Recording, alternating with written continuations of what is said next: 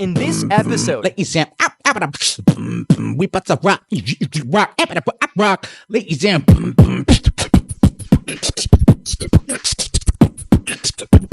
bag up, Terry. Put it in reverse, Terry.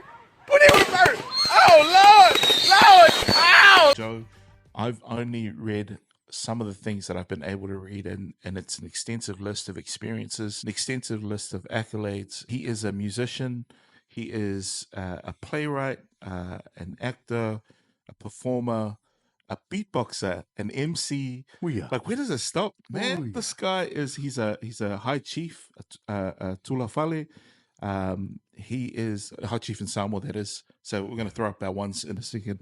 But I want to just introduce you to Taitu'uga Kitch. If you're my Lord Lunga.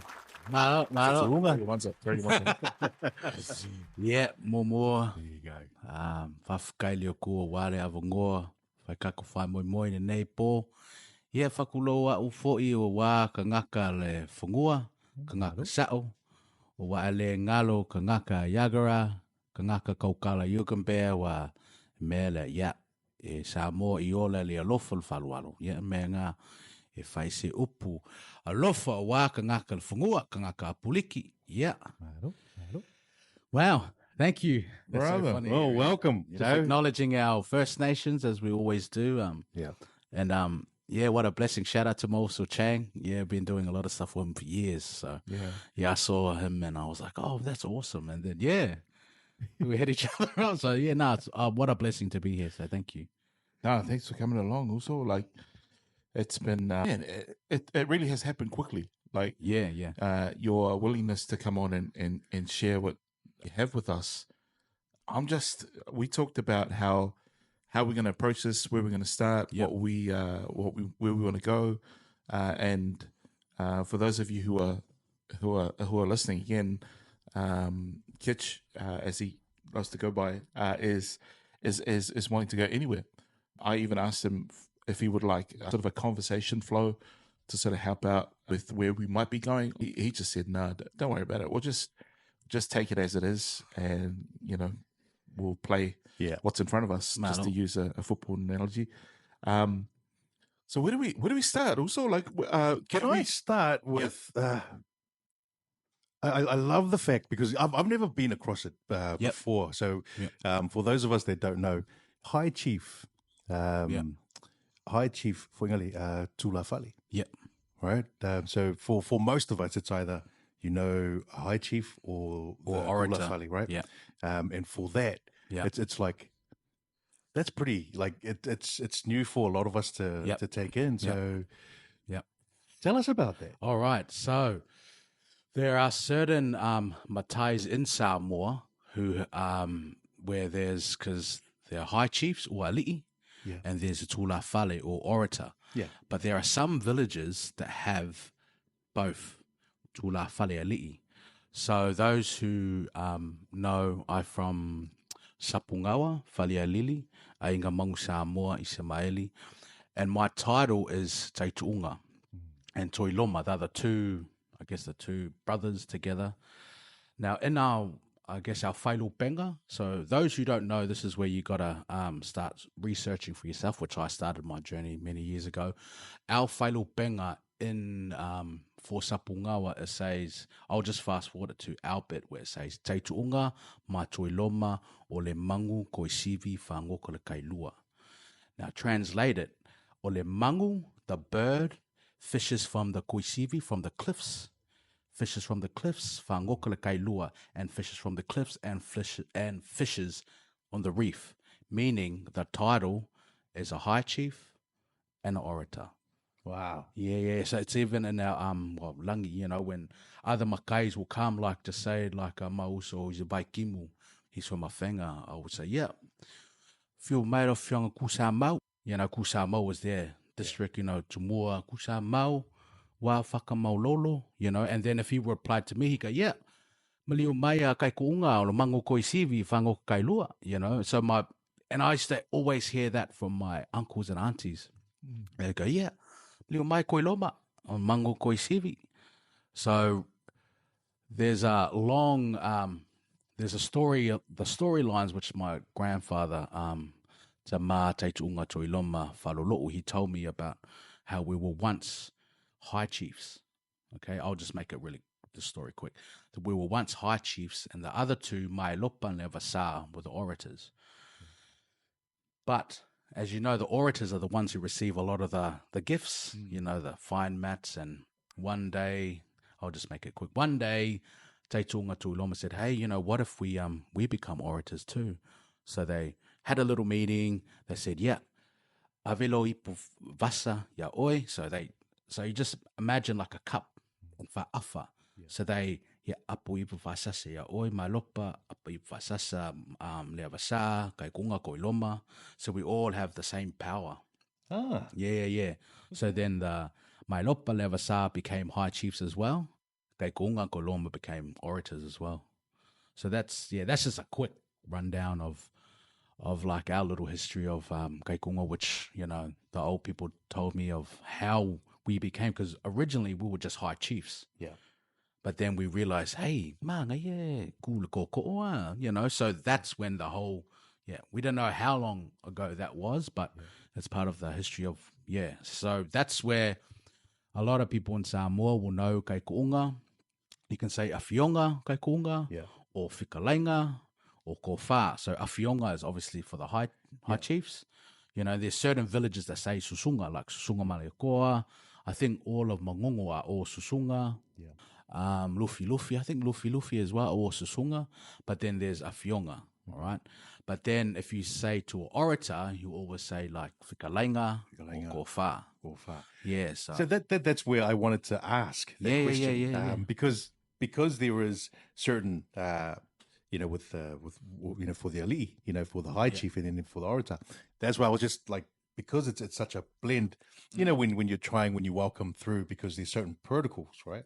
Yeah. So it was like, do we address, you know, for those that are not in the know, it's like, do you then go a fio mailo or fionga? You know, but now that I know, it's like, okay, or, you know, you do because you're a high chief. You know, so it is, you know, that part. That's what we have. And it's one of those things that you just got to know your research. So if you know, let's just say like my other also, he's Whongomakamua, I'll know when he comes, malio mailo whikalei Whongomakamua, you know?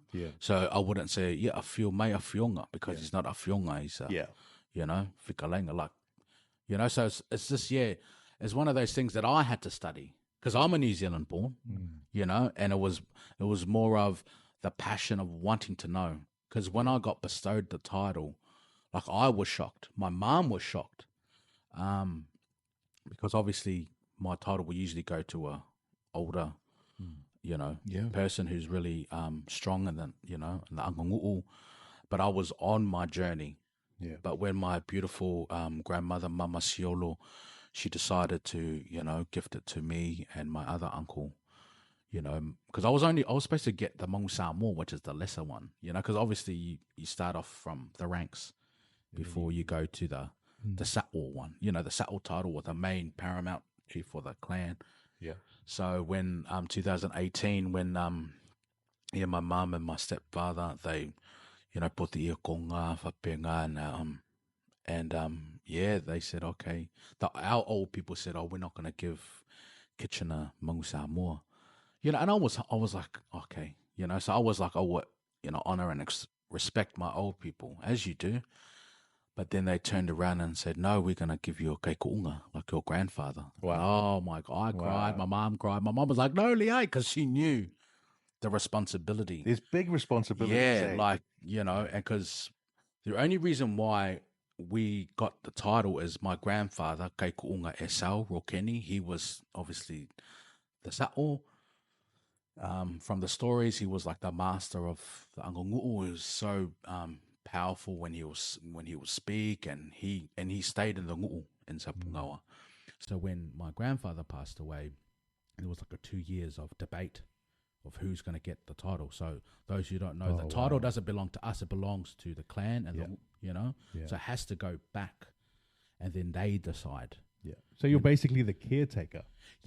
And your job is to be responsible for Yeah, and honor. Yeah, You know, it's honor an that honor. title. Yeah. Oh man, it's like, and I think that's when my switch from music to studying the arts really took a turn, because I was just so humbled and honored, and I wanted to, I wanted to be a master like my grandfather, So for me, it was like, I didn't want to be the Mataizu, like, yeah, I got a title. There's a notable couple of stages that I've actually, when you just mentioned that from a creative musician to embracing your culture. Yeah. I did, like, looking back and thinking about it now, there are 3 probably stages that I've seen. Yeah. Like your musical career to discovering, your anganu, like you're talking about, and then the emerging of both of them, like those 3 distinctive parts of your journey so far. Yeah. Talk us. Well, I want to just flip it all the way back to the creative side of things. Yeah. MC Kitch. Yeah. Tell us about that. Like, MC Kitch, were you musically inclined from a young age? Who were your influences? How did you get into understanding? Like, your beatboxing is phenomenal, man. Oh, thanks. And we can't do a podcast without a musical number, like, or some sort of. Can I do one on here? Man, of course you can. Yeah, okay, cool. Bro, go. Maybe even teach us with our plump island lips how to how to manipulate or orchestrate our sounds. But like you were opening for or emceeing for Potbellies. Yeah, groups. Alarm, Potbellies, shout out to Havana David. Brown. Yeah. I even saw that you had a #1 club chart in Poland. Bro, I know, crack on, mate. bro, I want to. Okay, I want to know. Let's go. Where did you start and how? How it came to be. Now, see Poland. that part. Yeah. Poland. That. Poland. Where's the Mao me? Man. No, well, look, it started. Look, the dream or the vision or the passion really started. So those, obviously, I'm an artist, but I was actually just a beatboxer at the start. So it was true story, 1995, 96. We were in America. Obviously, a lot of us Polynesians got a lot of family in the States. Yeah. So we were in the States because we got heaps of aunties and uncles. And this is a true story. Came downstairs and I turned on the TV and it was a BET award ad. Yeah. And it was Rahzel and Little Kim. And this is what he did. He was like, welcome to BET. If the peace. That's all he did. Wow. And I was like, what was that? No, but that's, I'll do some more. What's going on? And I was like, man, what was that? And I remember I woke up my older brother, Chris, and I woke him up. I was like, oh, hey, you got to see this thing that this guy did in his mouth. And I'll never forget it. It was like I was eating a bowl of Captain Crunch. See, this is why it's like marked in my memory, because it was such a powerful moment in my life. Seeing this, obviously we all go to church and do choir singing and all that stuff, but then this moment when I was eating my cereal and I turned on that, it was just an ad. It was just a TV ad, no longer than 20 seconds, and that was it. That's what he did. And then Holy hell. I started to practice, and I was just like, what is this thing that he's doing with his mouth? And I'll do a little bit. Hold on. And then and then I started to practice and also, then the brownies are yours too. Yeah. Oh no, man! That's for all of us, but we want to slide it over a little bit closer to you because Yeah. If it inspires you, I'm gonna. So. No. Look. The truth is, it was like I used to practice at my room, practice on the bus.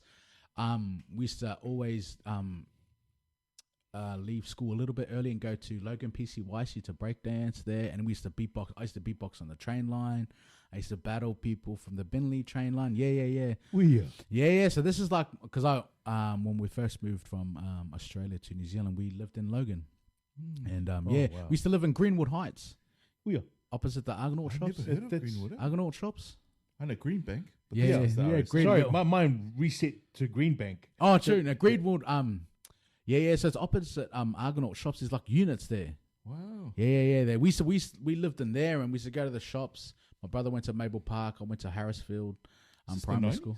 Huh? Yeah. Oh, early 90s, like 97. Man, it would have been flourishing around this. Yeah. So, but this was like, it was either the migration was either so we were that not late 90s migration. So either you go to Logan or Ipswich or D Bay. Yeah. So we came here. We came to Logan. So we used to live down the road, and I used to go to Harrisfield. But at that same time, I was like just perfecting the different sounds. Okay, so this is what happens when you're bored. And mom used to go, "Hey, bisa, lavanga, let you sound, we put the rock, let you sound."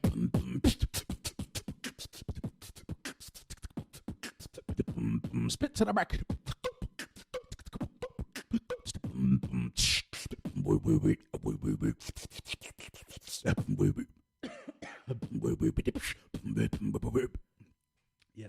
Yeah. So there we go. I haven't done it in ages. Like, I don't even know. So I don't even know where to start. I'm just go. kind of like, gobsmacked just then. Is this obviously your MC stuff? But Yeah. did that eventually? I couldn't find footage of Australian Idol. So Beatbox Grand final. Alliance.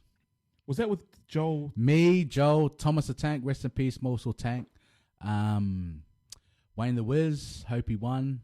Yeah, so if you look up Beatbox Alliance, Okay. I was known as K1. So it's Tom Thumb, Hope he won, me, Thomas the Tank, Flute Boy. Who else was in there? Yeah, so rest in peace, also Thomas. But yeah, that was us. So yeah, if you look up Beatbox Alliance Australian Idol, yeah, you'll see. And I wore the White Sunday. That's when Moreco's album dropped in New Zealand. So I wore the White Sunday awful on the grand final and army pants. Wow. Yeah. So that was the first sort of taste of that was my first official gig. Wow. Was the Australian grand final. So fast forward to high school, and then I remember also Joel, he was like, I was beatboxing, but then he came up and started, I taught him the snare that, and he was like, he took my snare and just took it to another level. And then there was this beatboxing competition at Carindale Shopping Centre, and I was number 110, and the judges were Joe and Mark Holden, and and I just jumped on and I just did my thing, and then all of a sudden, in that very moment, which was I think 2004, we got picked for the grand final. Yeah. Wow. Was that season 2? Or It was season 2. So Guy won the first one. Yeah. It was Jessica. No, not Jessica Malboy. It wasn't Casey Donovan. Yes, it was. That's it? the season. Yeah. Wow. Yeah. Wow, man. Yeah. I couldn't find the footage, but I saw it had been noted, and I was like, Yeah. man. So if you awesome. you can Google it on YouTube, and you just type in Beatbox Alliance. So you need to type in Beatbox Alliance, and then you'll see our little that was the first sort of taste of the industry. Seeing what it's like to fly out and backstage and management and. But then a few short years later, Yeah. you're nominated for APRA Music Awards. Yeah. Twice. Yeah. Wow. Like that's the start, and then Yeah. short years later, Yeah. So I started to songwrite. So Joel Turner's second album, Out of the Box, I wrote, I think, 11 songs off that album as a ghostwriter. Well, obviously I had my name on it, but I wrote, 11 songs out of that, and then we got nominated at the APRAs. And we got to see the Arias, the Byron Bay Blues Fest, MTV. So this was like, a kid from Logan, used to battle on the train line, and then getting thrust into this, I knew this is like what I wanted to do. Not knowing where my journey, but I wanted to like be in entertainment. And at high school and all that, you got us Pacific Islanders, the football players, and then the ones who carry the guitar. That was me. We always carried the guitar and just busy, sing love songs. And it started from the Captain Crunch. Captain Crunch, I'm telling you, that's like, and that's what I mean. I tell kids that because that was like that moment. 20 seconds. penny drop moment. Eh? Yeah, it was like, and that's what I mean. I remember every detail of me sitting there eating the cereal and turning on that show, which changed my life. Yeah. Like forever. Because kakumakua, you know, whaiwhalelo laonga, you know, lawyer or but something about this, like entertainment, and for that. And but yeah, fast for that, the arias and the apras. It was at the apras and the arias that I met a guy who was he was a scout for one of the record labels. I forgot what it was. His name was DJ Werner. So all the electronic stuff that comes after is thanks to this one Barangi guy named Chris Werner, because he spotted me and goes, "Hey, have you ever rapped on breaks?" So breaks is like, you know, break beats. So there's a, you know, so if you think of electronic music, you got like house, you know, house tech, you know, deep. You got, you know, big EDM.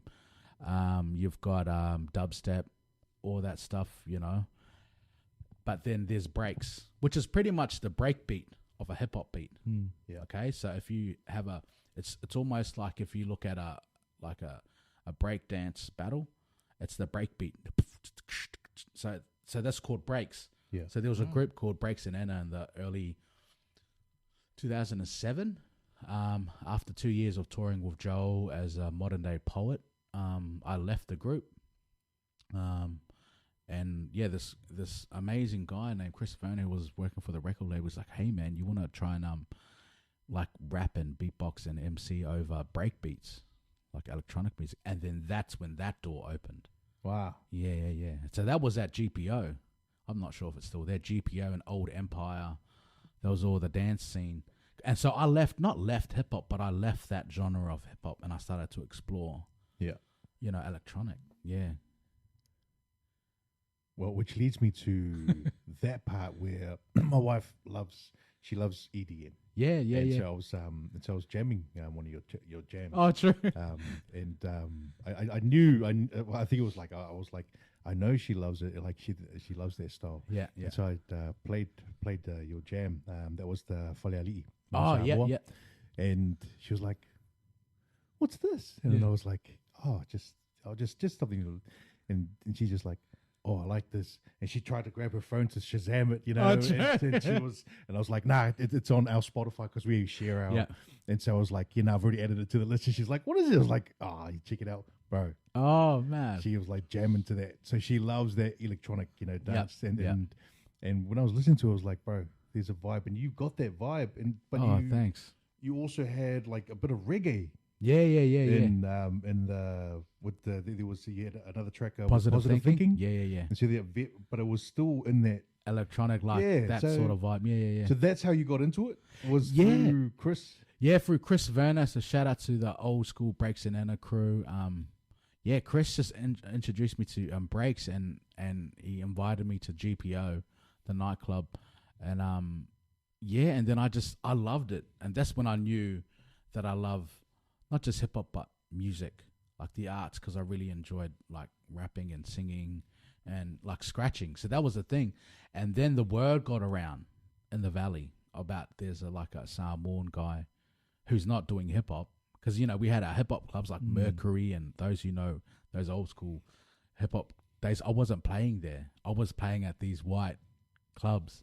Man, like GPO, and the word got around. That's how like the Pop Bellies, even Timmy Trumpet. Shout out to Mosul Timmy Trumpet, Joel Fletcher, Paul Masters. Who else is there? Oh, there's so many people in my career that I gotta love. Control Delete.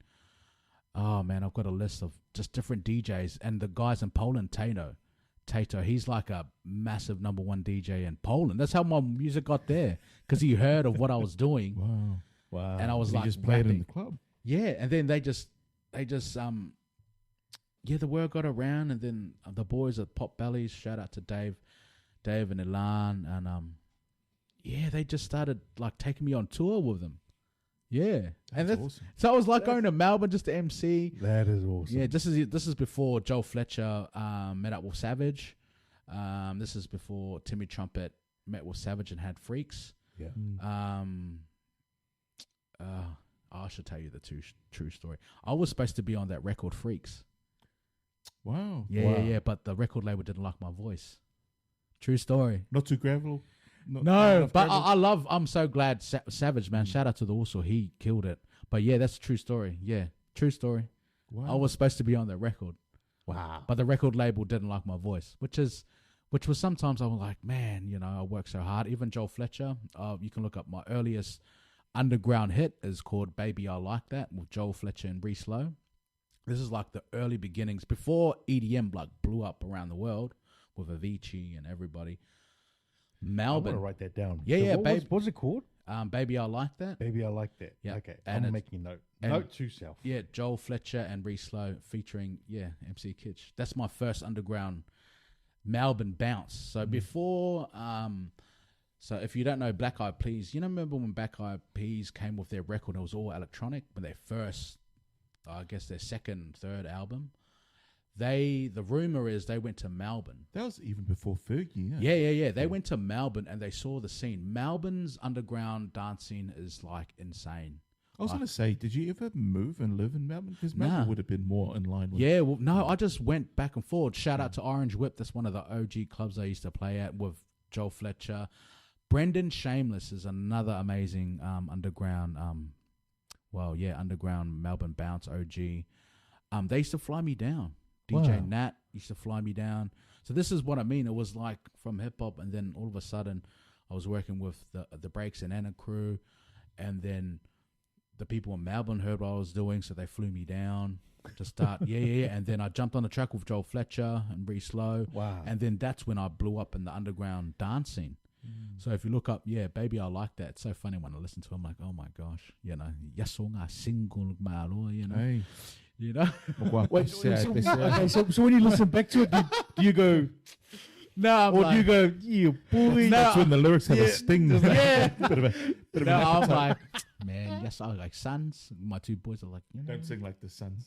Yeah, I know. Because your mum will be right at the DJ booth going, hey, show a cute little Do as I say, Yeah. not as I do. But by the way, are your boys in that video clip with you in the car? Are those your two boys? Which one? In the... These are, man, I should have made note of the name of the song, but these are video clips. Oh, Minoy? Minoy? Yeah. Oh, Minoy. Yeah. I like Are those Yeah. your two boys? Yeah. The one who's painted, because my Wow. beautiful partner is Aboriginal. She's a Gungari and a Walgayugawa, so she's a Hegedi. So Did you meet her on the club scene? Or no, that's the amazing thing. I didn't. So this is in church. no. So this is the balance that I had as a human being and as an artist. So while I was flying back and forth, and some of those names, and shout out to everyone who I've missed out. Chinese Laundry was a massive underground club in Sydney as well, in the dance scene. Everyone who ever booked me, shout out to those, you know. When I was touring doing that, I met a beautiful a mentor. Her name was Auntie Bridget Garay. She's a Torres Strait Islander elder. She found me. I don't know how we met, but she wanted to do workshops in the Aboriginal communities in Cherbourg, and she she sort of found me and she asked me if I, and this is 2012. She asked me if I wanted to do workshops in Cherbourg.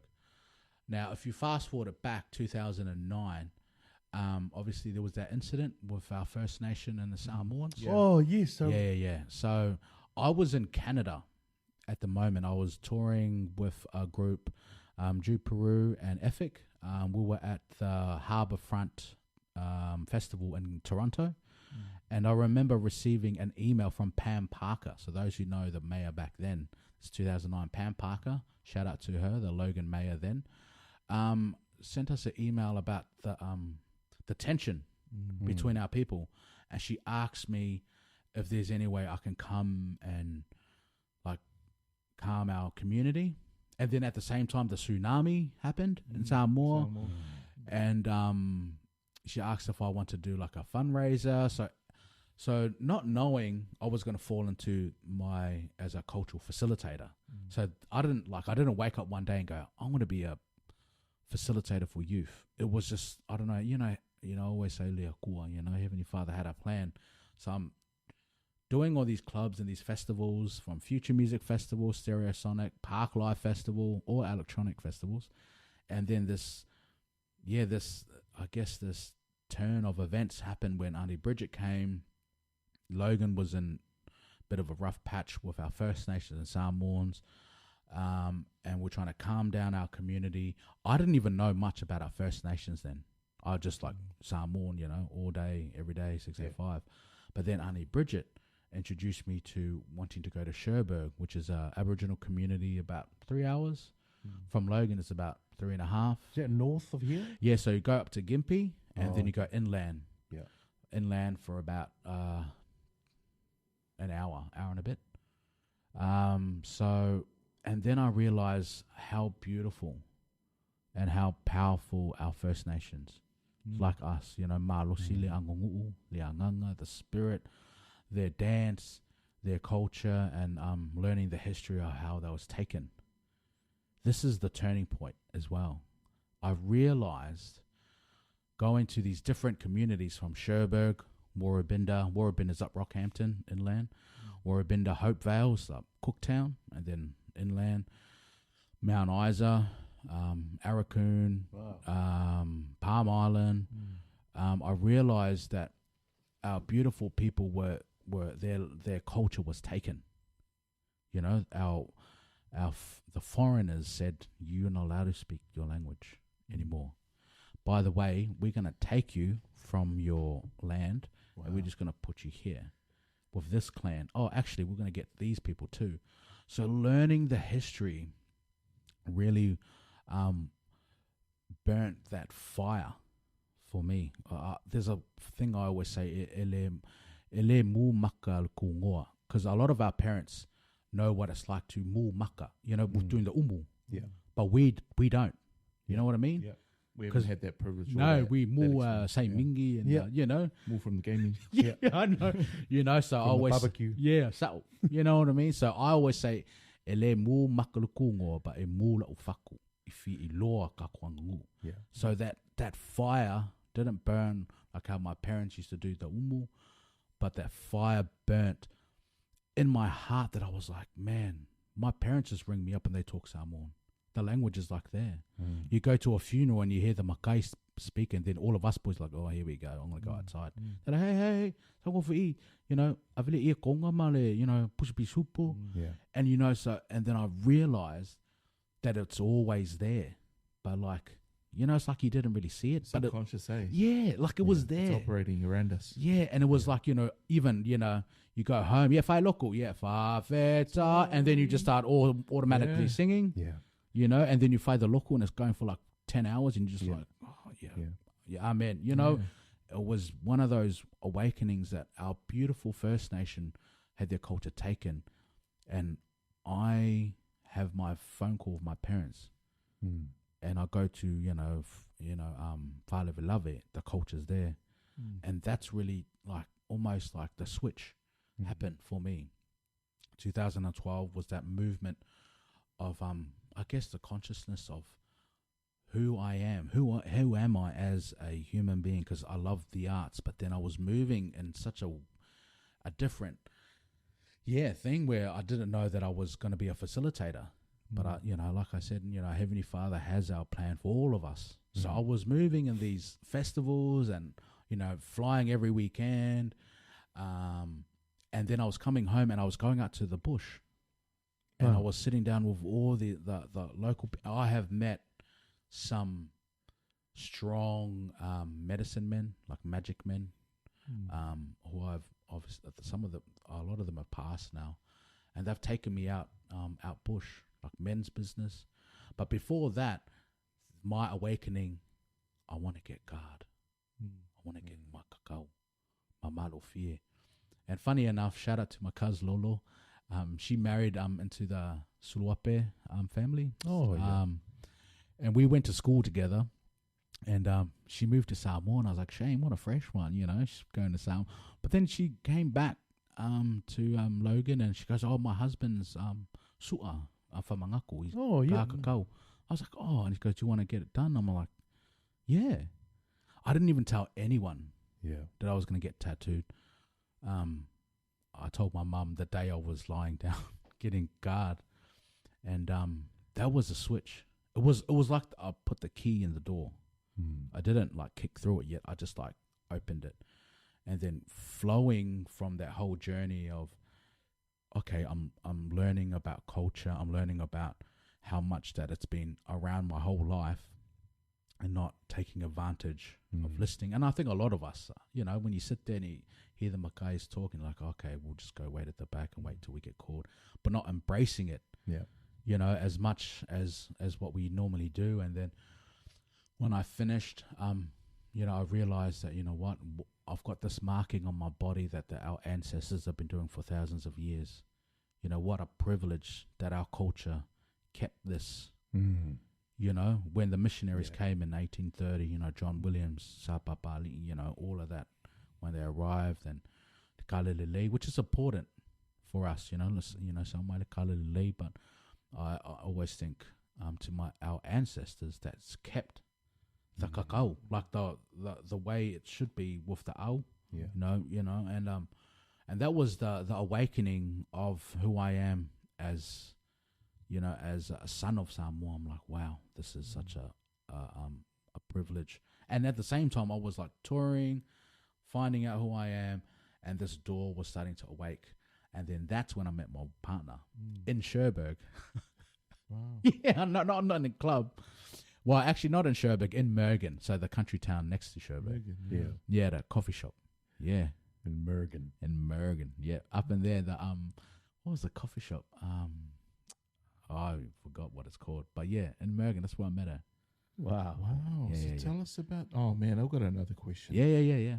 Before we sort of go fire down the meeting your wife route. Yeah. I'm just thinking about, like, how old were you when you got your better? 2012. Oh man, I'm like 38 now. Okay. So I got it, a bit older. So I was like in my 29, 28 type of thing. Yeah. Wow. Do you feel like you talk about, like, it's like turning the key and opening the door? Do you feel somewhat like complete in terms of identity? Like I don't know about you, and I don't know about you guys, because we're all first generation sort of Westerners. And I always felt like this. I guess it depends on where you're brought up and how you're brought up. But I always felt this like one out position from really embracing, because there's this tension growing up where your parents want you to do better than they did. Yeah. And so what happened in my house, how that manifested was you absolutely cannot speak Samoan. Yeah. You master the way the white man. Yeah. You know what I mean? And you go to school, you learn what they learn, Yeah. you compete with and so everything sort of thrown at the door. There was no sort of embracing of it. Yep. How did you feel? Like, I guess what I'm trying to say is, how did you feel like turning that key? Yeah. Because I'm starting. I sort of sense that they embraced you. Yeah. I think because I feel it's like, I think that a lot of us, because I think so. My first name, and a lot of people who know me, my name is Kitchener.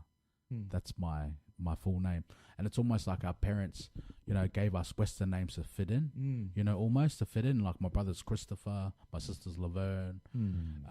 So they didn't give us those Samoan, and it was like that. I felt like our parents, for them is trying to assimilate into the Western world and give you a Western name, and because my name is Kitchener, which is actually a last name. So if you look at the history, Kitchener is Lord Kitchener, which is a famous British general in the World War, in the Boer War to be specific, in the Boer War, that era. They just liked the name, but they gave us those names to I guess to try and fit in, and and I love my parents for doing their best, and they spoke Samoan. We went to a Samoan ward. Shout out to Bentley Second Ward, our Mamunga ward here, our first Mamunga ward, language Samoan ward here. So we were all there. So it was there, but then I guess our parents wanted us to relate to our Western and become bankers and lawyers and all those stuff. But for me, turning the key, that was a big moment in my life when I got God, because I realized that the old people, I always say, our ancestors were almost calling me to say, hey son, because my mom's family is real strong in their Samoa, especially our Taitu'uga, Koiluma, our Mangu Samoa side. I've always seen, like, my grandfather had the better. All my uncles in New Zealand, they all got the better, or malufi. All the aunties, in the old ladies, all had the malu. So it was always there. Yeah. But how you don't really take notice of it? Yeah. It was just like there. Yeah. But then that's when I knew it was embedded in my heart and my mind is when my cousin said, "Oh yes, the kofunga's here. Do you want to get guard?" And rest in peace to my auntie Lise. She said, "Come son, you come stay with us and you get guard." But it wasn't like a oh maybe. It was like yes. And then I realized it was always embedded in my mind growing up. You know, seeing, especially my Mangu Samoa family, they're so like strong in the angongu'u, you know, whama malu, you know, they always did it right, and then seeing them, you know, every time they did kula koko, kala ofu, Yeah. so they can see, oh yeah, well ma, you know, gaskui, you know, Yeah. so that moment was just, I don't know, for me, I really like, everyone has a playlist, you know, whatever to find to, I guess, ease the pain. It took me 6 days to get guard, by the way. It took me That's quick, eh? Yeah, 6 days. I didn't have a sore as well. Wow. Yeah. My parents said, oh, little sore, little papa, you know, or the old people, little sore, you know.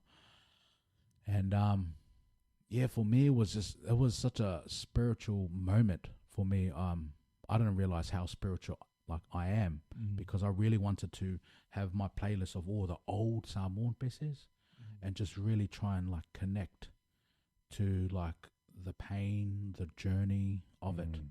You know, I didn't want to play any hip hop or Western or reggae to make me. I just wanted to listen to, you know, and it really took me to a place like those who've been guard. You know, for me, I only can speak from my personal view as like when I got guard, it was almost like a meditation, you know, because I was just listening to the old music and I was just picturing like what would it be like in Samoa thousands of years ago.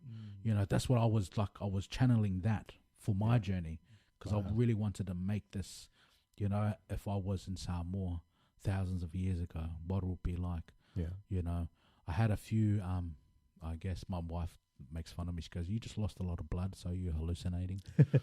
But I wrote down a few, like 4 stories that I had, like that I'll never forget, like I had in my time of, you know, During that time. yeah, the separation of your body and your mind. The journey within the journey. Yeah. So I wrote it down for my sons. So when, Oh, wow. you know, when I pass away, they can read like what I wrote. Yeah.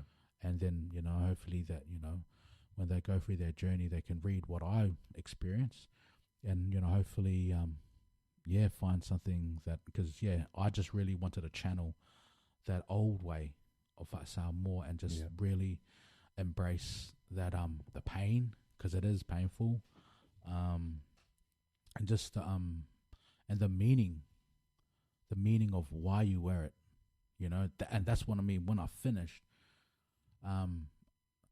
okay, one story happened was the day that I was puka, you know, the last bit. So it was like bang, bang, bang, bang, bang, and then Kofunga goes 1, 2, bang. As soon as he hit the last one, he goes uma. Then the lights barred, and then it rained. Where? Yeah. Lightning? Yeah. It just started to rain, and then he goes, aruka alifafo. That's, you know, That's your you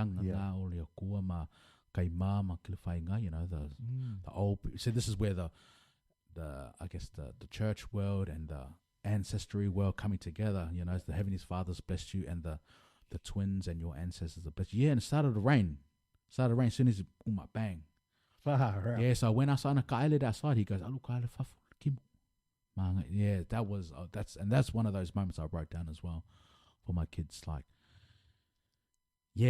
combining that spirit world and connecting with, you know, our Heavenly Father and then connecting with our ancestors, you know, the people of past, because they come, like your old people come. Yeah. Kapua. Yeah. You know, they come. Getting emotional, probably I'm feeling it now, but they come, you know. So that was the start of the journey, but that was the key of the journey. Wow. Yeah. Any thoughts, Joe? Have you? Yeah, no, I feel like when I'm listening to you, I feel like I've missed out somewhere. Yeah. Because of that disconnection, and I guess, like I said, it probably varies from one home to the next. Yeah. I secretly learnt. I mean, my fluency in Samoan is of my own doing, to be quite honest. Yeah. Because we were sort of threatened basically. to not explore those avenues, and Yep. it did you no good to hold on to those things. We don't live in Samoa anymore. Yeah. We live in the West, and Yeah. you know, if you're wanting to compete, all of these ideas, and you know, I'm super glad. So I made it my sort of journey, my own sort of resilient rebellion to sort of pick up on every word that people would speak, so I could learn it and understand it. And it's sort of paying off now. I speak to my kids in Samoan as much as I can. They just go, "What are you talking about? Like, what are you saying?" You know, but I will persist until they sort of catch on to some things. And my wife, you know, we were even she understands. Like she's good. Well, she understands the basics because it's said, you know, that many times enough. But yeah, man, I just wanted to, like, to be quite honest, like, there's a part of me that's envious, eh? Like I sit here and just think, man, that's awesome. But I tell you something, no, Kalasa, we're the same. Because my parents will speak Samoan, and then they spoke a lot of English. My father, bless my father, but my father's story comes, another funny thing about my father's story. But he didn't really do the Samoa, but he did the fufu. So he didn't really do the Makai stuff, but he did the fufu. His fufu is called Wawa Mafuli. And Mama Ella, his grandmother, taught him, she was a Kolasea. So a Kolasea is like witch doctor. So it was weird because my father was like, hey, but Samoa, he didn't really like, we're not in Samoa. Like, same thing, not in Samoa. But then at the same time, people will come and he'll do the fufu. So then realized, I'm like, Dad, all mea ngau angu kako, you know, that's Samoa right there. You know, and so it was funny because my dad's line were really strong and Kolasea. And my dad, I filmed my father, I think like 2 days straight just to record my dad. And my dad knew all the plants. Aviaviku, Fofosinga, Loki. Oh, obviously everyone knows Loki. But then he named all these other plants. He goes, and I'm like, how come you don't say anything? He goes, well, you don't ask. I'm like, well, you're supposed to say something.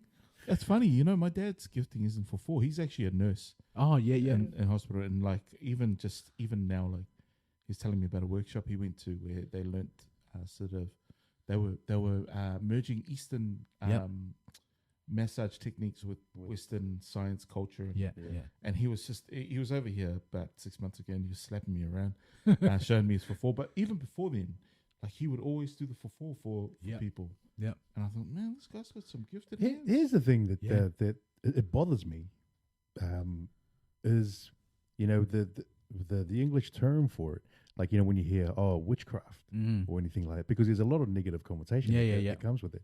But it's real, man. And I believe it's real. And I don't understand why we don't just go, you mean the healing doctors? That's right. Right? Instead of like, you know, instead of going, you know, it's that term. Because you think of witch and they're like, oh, it must be evil. Yeah, Hey, right? it must be evil. Cackling long nose, You know what I mean? And so you hear that and then you go, and then, you know, some people can be like, you know, you then have your backup. Yeah. You're like, oh, no, not for me. Yeah. But these healers, right?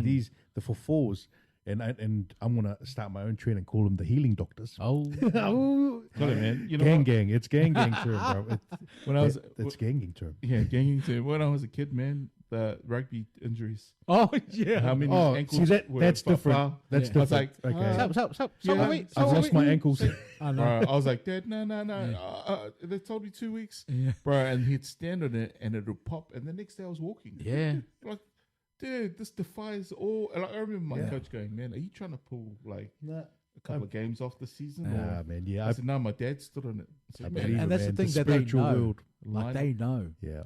You know, and then you think, like, we didn't have none of those Western medications and all that. You know, obviously, 1830, West. You know, obviously Western. So, if the scientists saying we're 3,500, that's what they say, but we don't know. You know, so let's just say thousands of years ago. So we didn't have none of those. Antibiotics. Nah. None of that. So there was the plants, the healing. So you realize that our old people, and like what my father was telling me, Mama Ella,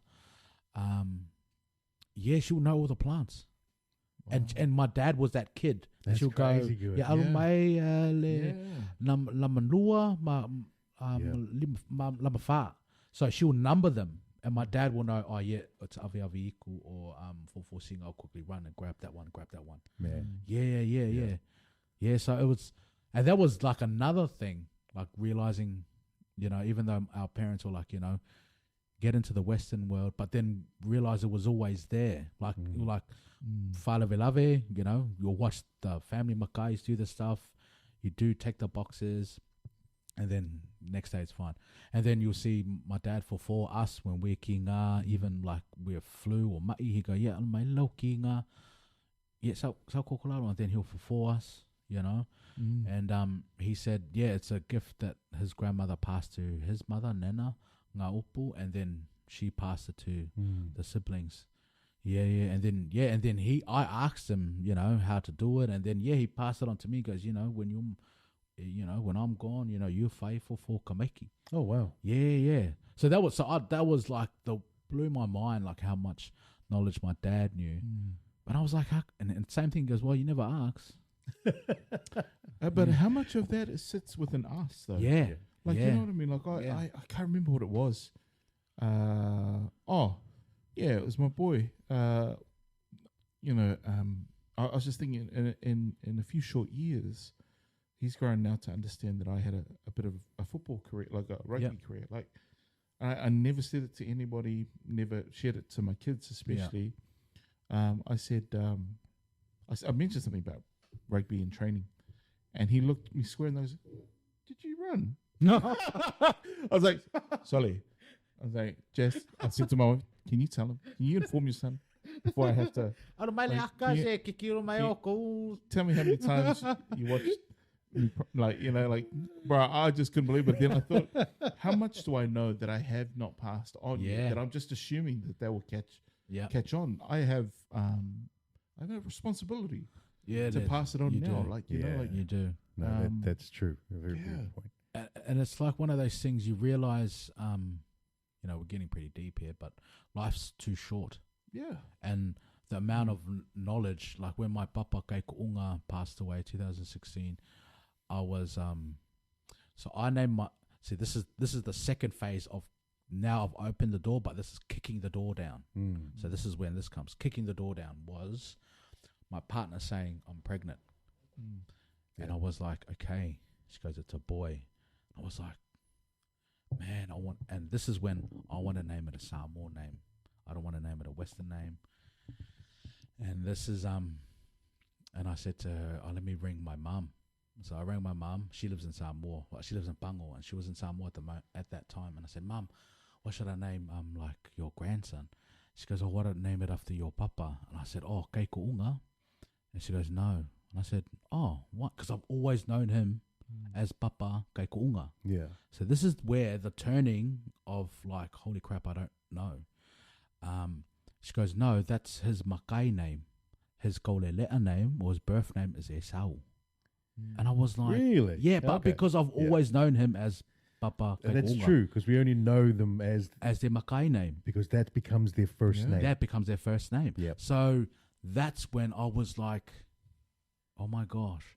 And then everything started to, like, I started to like go in this spiral and think, I was like, because all our family, I remember how I said, listening to the Fale Velave stuff, I always hear, Maungu Samoa. I always hear Maungu Samoa. And obviously, you know, Maungu Samoa is the national rugby team. Yeah. And I was like, man, Maungu Samoa, isn't that like the rugby team? Like, why are we like loving the rugby team so much? Yeah. But I realized, and the mum goes, no, we're Ainga. Yeah. Because of this famous warrior, like a real life warrior named Maungu Samoa. Like he's a fierce warrior. And then it all started to click. I was like, you know, like I said, you know, it's always there, but you didn't really see it. Yeah. You know, I used to always go to my uncle Maungu Samoa. His name now is Ku'unga Koiloma Whalolo'u. But when I was like 8 years old, we used to always go to his house, which is Uncle Maungu Samoa's house for ice cream. Because he used to work at Tip Top in Auckland. In Auckland. So we used to go, we're going to Uncle Maungu Samoa's house, and he'll go, Uncle Asa, and he'll have all the ice cream. So those flooded back. Yeah. And I was like, man, so because he was Koiloma, and then he was Koiloma like now. When I found out they were having a baby, and then that's when the door opened. And then I told my grandfather, Papa Taitu'uga, which is my mother's father, that I'm going to name him Rahzel after him. And he was so honoured, and I talked to him on the phone, and he said, and I told him I want to learn, because I know he's the master. He knows all the ngafa. Yeah. You know, the ngafa is our genealogy. Yeah. He knows all the ngafas. He goes, yeah, so. And he goes, I'll make you a Hmong Samoa and you learn it. But he passed away 2 months before we were supposed to go. Wow. Yeah. Oh, that broke my heart. Wow. But it was almost like he wanted me to see it. This is the reason why. Because I had to, you know, he knew I was going on this journey, because I was like, I'm going to name my son Rahzel. I want to know what the meaning of Hmong Samoa, Ismaili, who was Ismaili, who was my great-great-grandfather, he's Kaiku'unga Hmong Samoa, Ismaili, who was he, who was Hmong Samoa, where's Sapungawa. Yeah. So why I think for me he was ready to pass and go, because he knew I was hungry to search.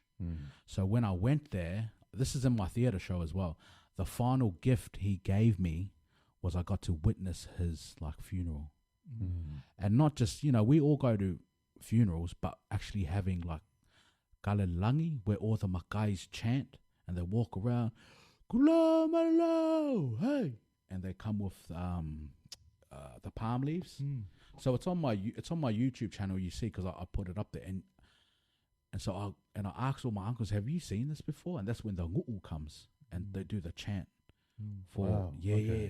So it was like, so I'm sitting there filming and I'm like crying, and I'm like, this is what he wanted me to see, like the real, you know, what do you say, uloloko o Samoa, you know, uloloko angongu'u Samoa. So he needed you to see it in depth, right? in depth, like depth, and with all the spirituality that everything, comes with it, and seeing all the different makais, shirts off, chanting this chant, walking, kalalangi, la malo, whoa, and they're all yelling around Sapungawa, coming, and then everyone like parts ways because the ngu'u was coming, and I'm like witnessing this, and then I realized this is his last gift for me, but that wasn't his last gift.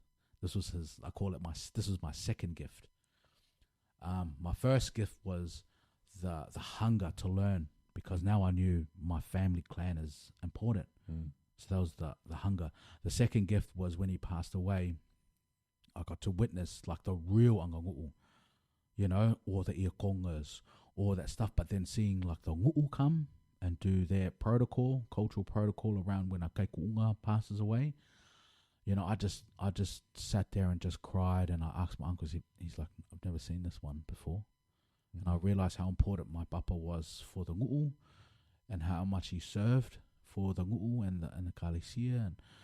And then the last gift was 2018, when the title finally, after 2 years after he passed, because like I said, when you pass away, the title goes back to the clan, to the family, and then they decide, okay, who's going to be the next Kaiku'unga, you know, because it has to be a Kaiku'unga in the family. And then that was the last gift, was because I wouldn't have a Kaiku'unga if he was alive, because he will still be the Kaiku'unga. That's it. You know, he will still be the Kaiku'unga. So then when my mama Siolo, my papa's sister, Mama Siolo said to my parents, oh yeah, avere. And it was like my Mama Siolo, Mama Sela, and Papa Kaiku'unga Koiloma, who was Mangu Samoa of the ice cream. Yeah. He was now being the subtle. He said, we want to gift you with the Kaiku'unga. Wow. Like your papa. And I was like, I'm only 33. I don't know. I'm just learning. But that just like lifted my spirit to go, Papa wants me to do it the old school way. Not just listen, but go to Samoa, ask uncle here, go to this uncle, ask him, go to this whatever, sit down and watch, go to this. And then that's when I started to record everything. When I went to New Zealand, I would just sit. So went back to New Zealand last year, at my cousin's wedding. And you ask my uncles, I just sat with the old man. I just said to my wife, okay, I'm gonna go see Papa Kaiku'unga. which is my grandfather's brother, but I still call him Papa, you know, because give him that respect. He's that Yeah. same line, Yeah. you know. So he's still, I call him Papa anyway. So I just sat with him, and I've got hours and hours of recording, just hours, and I just sit with him, and I'm like, so Papa, so why do you say this and why do you say that? And I just ask him, and I make little MP3s on my phone, and I just listen to it, because that's what all my Papa said. He goes, play, ma whalongo. Yeah. And that's how I guess I picked up, you know, and I'm still learning. I'm not like a master, like no one will be a master. You know, even my Papa said that no one will be a master. Samoan was so just beautiful and so much to learn that you will forever be learning. Yeah. So for me, I just made tapes and videos, like how I recorded my dad and recorded my mum's new husband. He taught me a lot. He's from Mangua. And you know, Mangua is like ancient and Malosi. Because we forget about how beautiful, right? Yeah. You know, how beautiful chief talk. Oh, you know, man. It's all metaphors. Man, Shakespeare's got nothing on us. No, absolutely. for real. Nothing. Reels, like For you real. listen to the things that they say, and then, you know, when you make out, you know, what they're saying, you go, Yeah. how do they, like, Oh, where did it come from? But then you think it's like the environment. yeah. It's poetic, eh? Yeah. And then when I think there for too long, I think, Yeah. man, it's a masterclass in diplomacy. Yeah. Like if you think about how to not answer Yeah. without, or how to answer without Yeah. answering in a way Yeah. that sort of disarms your opponent Yeah. or disarms who might be sitting in front of you. Yeah. Like it's such a sweet language. Like I mean, one term that, you know, is like, you know, you can't take it back now. Yeah. You know, you what you've done, you can't take it back. Yeah. And it's and basically they said all that, right? You can't take back what you've done because it's now you know, Yep. all they said was the cup's tipped, Yeah. Yeah. right? Yeah. But the language, Yeah. everything behind it, you're like, when someone goes to me, your cup's, you know, your cup's tipped up, and you're like, And but you know, What's your solo? and some will speak though when they say, you know, Yeah. you can't take it back now. it's like he You know, slapped you twice. Eh? that's You just- didn't Yeah. even know it. Oh, Like backhanded oh, stuff. no, it's like you're sitting there going, What? that's beautiful. Like, you know, if I was told off in English, yeah. and then I was told off the same in Samoan, Yeah. man, their Samoan telling off is gonna hurt my soul. Oh, and pierce your heart, and then Yeah. kangi, and then maili fonga. Nah. My grandkids are gonna be born. My grandkids are gonna be born. They're gonna be like, arch. oh yeah, it's still hurting from it. Yeah, but the penny drops like a year later. So, you know, like, is that what he said?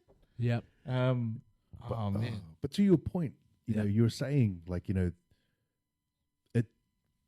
it has been a privilege for us to wake up and we can hear how we all talking. Like, you know, Yeah. we can say, you know, we can speak in Samoan. You Yeah. know, for those who can. Yeah. And we hear our parents speak in Samoan. Yeah. And we hear our cousins. Yeah. You know, but then to go back and part of your journey and Yeah. where you saw we are taking this for granted, Yeah. right? Yeah. You know, and then Yeah. that fire which is starting to burn and it has burned for Yeah. you, and with the, you know, First Nation, Yep. you know, it's like and all that through your journey back home, Yeah. and Yep. that's amazing. And it all led to you meeting your wife. Yeah. Yeah. It was funny because I met her elders and her family before I met her, because she's got like her father and all that. They all still stay in Sherbrooke. Oh wow! So you already got to the second stage of Yeah, like and then you met her. I met like the relations before I met her. oh, you came in through the back door. yeah, I know. Pretty much. Someone leave the back door open. Where did this guy come from? I know. You mean you already met my dad? Yeah, I know. And my auntie, what's going on? Yeah. Were you set up then? Do you think like you were set up to be at the coffee place? I think, you know, if we go spiritual, I think that the old people set us up. Yeah. You know, because it was funny because for those, when I met her and then I got to know her and then we started dating and all that stuff, I already started to learn like some of the protocols of First Nation. You know, I started to go out then with I've got so much stories. I can't tell all of them because some females might listen.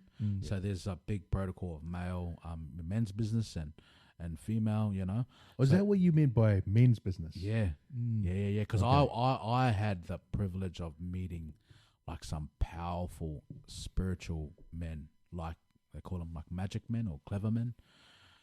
One in Mount Isa, obviously I can't, in their law you can't say their name when they passed away. No. But I sat with this magic man who spoke 5 languages, and Arnie Bridget goes, "No, you go," because he asked for me to come out. I said, "Yeah," and he saw that I got guard, and he goes, "So you're like proper man in your country?" And I said, "Yeah, well, I got tattooed." Those are like stories that I've written down as well for my son. Some of the special things that he's another amazing man, Doc. I'll say his name. Up in Hopevale, he took me out on his country, out bush. I won't say what we did, but you know, I wrote it down for my kids to read because they'll be able to read it. Yeah. But realizing how important, just how, you know, if you believe in something greater, whether you Jesus or Allah or Buddha, you know, or the universe, that I felt that it was something was letting me learn, because I was about to have 2 strong mixed kids. And one of them was so Nana Ruth Hegarty, who's you can look her up. Ruth Hegarty is an Aboriginal elder, which is my partner's grandmother, who's done so much for her community in Cherbourg and Zilmi up north side. She's done so much. She's author. They did a play with her at QPAC from Leah Purcell. She gifted me with these songs. So this is like, I'm already like 7 years deep in bush learning First Nation culture.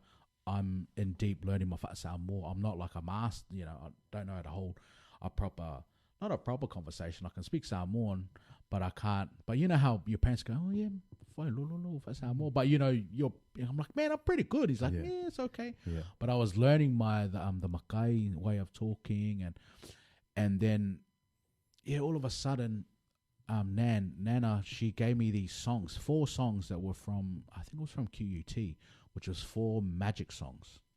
So there's a lot of power in songs with our First Nation, you know. Wow. And you got to think, they're 80,000 years old. Like, it's been proven scientifically through the art form, like 80,000 years here. And if we're right, it says that Samoa or Lapita people, 10,000, 4,000, right? First Nations is 80,000. Like, that is picture that. So we're like here. Yeah. Like, Samoa is pretty old. Like, Samoa is like the oldest, obviously, like Pacifica nation, like Lapita. Yeah, the Jaranuru or the Larapita from the.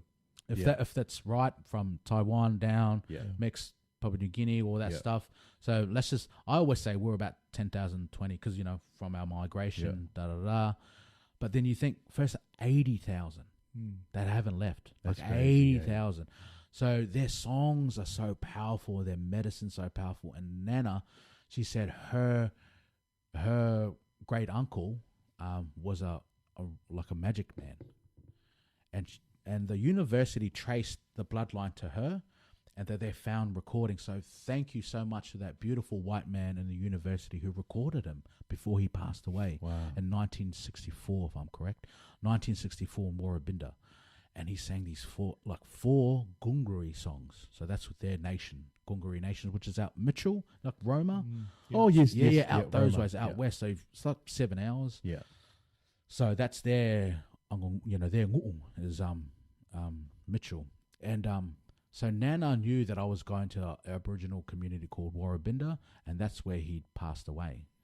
So she decided to give me these songs to gift back to the community, because that's where, you know, to put in the museum. And that's what I mean. I felt like the universe or our Heavenly Father or the spirits of the old people guided me to learn from Auntie Bridget. Like I said, she picked me up and goes, "Hey, you want to go into Aboriginal community?" I'm like, "Yeah, okay." And I started to learn their ways and how to respect the elders and how to honor them and their beautiful culture. And then all of a sudden I met my partner, and then all of a sudden I had children, 2 boys. And then Nan gave me these songs to go, hey, you got to give it back to Warabinda. And plus, these are old magic songs. So she met him when she was about 10 years old. And the stories are that he had a crooked leg. So his photos in the museum in the Gunguri and Warabinda, the Gunguri Museum in Mitchell, and he used to wobble, but he used to disappear. Like he's like walk from Warabinda to Sherbrooke in an instant. So these are stories were going around, and she met him when she was about 10. And because Western society, you know, when they talk about stolen generation, they try and, you know, clear the minds of our young First Nation. And say that's evil, that's dark magic, that's black magic. You know, so Nana was like, oh, but that's black magic, that's all bad stuff, but not knowing that he was trying to tell her, no, this is your culture, this is, you know. So she met him when she was about 10. And these songs were gifted to me to gift to them and to teach the boys. So I started to learn them.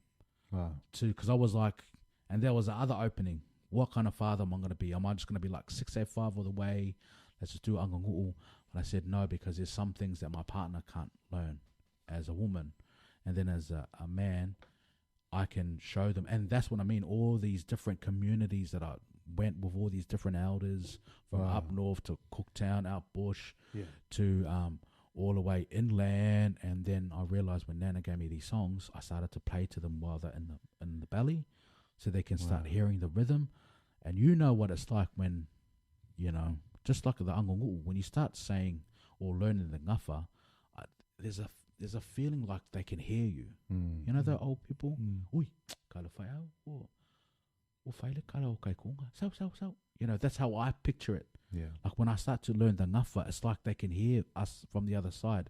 So they come and help me. Yeah. That's how I felt. Wow. You know, so when I started to learn these songs, not for me, but for my sons, because I said, sons, you are going to be the future songman for your clan. Yeah. You know, all I can do is guide you, rehearse with you, teach you. And then when you're older and you're strong, you know, I can picture them guard with their paint singing their gunguri. Wow. And I've already pictured that, you know. I'm picturing that. Yeah.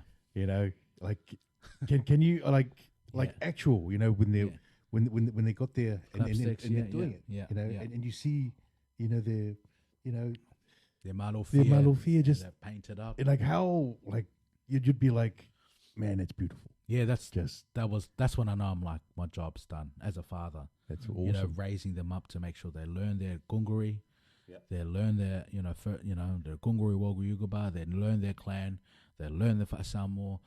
They, you know, they learn, you know, where they come from. Because you know, if they want an ice block, I say, all right, so fight fola. So I'll read the fola. They have to learn it. Oh, so it's on us. Yeah. You know what I mean? And I tell all my usos, I'm like, yo, we have to do it. Like, we have to do it. Like, it's now or never. And that's what I mean. Like, time's too short. Because next you know, they're 5 years old. Next thing you know, they're 15. Yeah. You know, and if I don't, you know, embark on this journey of, you know what, I have to take the time to sit down with them and go, son, you want to askulibi? Okay. Sing me the gunguri song. Do your fola. And then you can have your askulimi. You know, even if it's those little things. But I knew it was so important. And that was the journey of opening the door. And because we're the first generation out, you know, so all of us and everyone born in New Zealand, we're the first generation born outside. So all of our bloodline have gone thousands and thousands of years in Samoa. Yeah. Now we're the first leap. My children are the second. Their children will be the third. You know, how will they know, oh, my great-great-grandfather didn't teach us, but I know he's Taitu'uga, I think his name is. You know, not knowing o kai kuunga, not knowing o mango koi sivi, not knowing o le laua o kai kuunga o kulasa o mawhaliulu, not knowing o ainga mong Samoa, not knowing, you know, mai lopa le vasa, leo le whali ku au maa kaua. You know, koi loma kai kuunga mango koi sivi whango kai lua. Ulu upu lea sa pungawa sa salamai loku whale o mango Samoa. ai kele a mai, alai kiki a mai, o le ama i ngā mākau, o le mākau le aro whangenge. Those are like the whailupenga stuff. That I was like, I got to learn this. Because my papa always said, whai mo mua le nguu, I loa, I whea ngofu ai oi I le whale. Yeah. Learn where I sit. Yeah. Learn your whale, your place. Then learn outside. So I had to do it. So, what's your advice for those who might be watching or listening or may even listen in the future who are like second or third generation? And you know, you're talking about your kids having this other side as well, and like there's a desire in someone who's probably watching now or listening to start somewhere. Where does someone start? Where you start is asking your parents. Asking, and if your parents don't know, because a lot of parents don't know as well. Like some people like know Samoan, but they don't know like the ngafa or and I got my ngafa from my beautiful auntie because she loves the genealogy stuff, and she was blown away that I said that I actually asked, hey, what's the ngafa? And then I realized my dad's ngafa comes from Sanganga Muli Malia core line. I'm like, and he was only 7 generations, and I'm like, how come Dad didn't like say anything? Then we're connected to Liakawa, Lesava, Mongongo, Kangaloa title. I'm like, and the Su'a title, and that's when I knew. He told me, oh yeah, and you're a Fruin as well. We come from Afale or Alfred. So when people ask you, my dad said, when people ask you, you ask them what line of the Fruin you come from. So from Charles Zimmerman, coming from Boston, married Taupo of Su'a from Lefanga, and then had a child named Alfred, and then Alfred married I forgot her name, and then they had the 3 daughters, which Kale Fruin married Johannes from Germany, then had Angisi married Ngaupu had my father had me, you know, and then that's what I mean when you start looking and asking. It's almost like this window of it's huge. You can't, like, I couldn't sleep. Like there's some times where I couldn't sleep because I'm like reading. And for everyone out there, it's like, ask your parents. If they don't know, ask your aunties and uncles. And you have to. We have no excuse now. And when I mean no excuse, we have a beautiful technology. So but just behind that whiteboard there, there's 6 generations deep of what my dad shared with me the last time he came. Really? I had no idea. One of another sort of piece of information that if I hadn't asked, he would have died with that information. See? And like we went so far back that we even started Facebooking now. So you mentioned the technology. I just started Facebooking people who had the same name in San Francisco, or in San Diego, or like wherever around the world. Like we're that able to connect. Reach out to people. And that's the truth about the. They say, like, you know, that the Western world has made us dismiss. You know, have they have advanced the notion of dismissing spiritualization of like you know, cultures, you know, and whatnot. And it's crazy because, as you guys were saying, like, you know, you look back at your heritage, you know, and so I did have a look at my great grandfather. So it's a Spitzenberg, right? And so he traveled from New York. He caught a ship in New York, made it to Whalealupo out there, and you know, that's where he met, and that's where my family, you know, came to be. And so what's funny was I ended up looking up Charles Spitzenberg and where in Germany they you know, he was from, and his father is from somewhere in Fru. I know it's somewhere in there. Between 1840 and 1860, and my wife named our 2 youngest boys.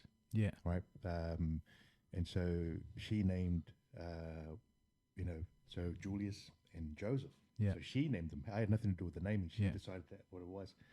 And when I found in the history, was my great grandfather had siblings. And Julius and Joseph, it's a family name. You know, she named our boys. I didn't. So my wife named our boys, and it happens to be that those names are from, you know, not our Samoan side, but the German Yeah, side, yeah, right? yeah. You know, that goes from another continent, you Yeah. know, somewhere else. Yeah. But my boys are there. So spiritually, you know, Yeah. so there's so many things that we can't explain. No, And that's there's no right. way that we can, right? Nah.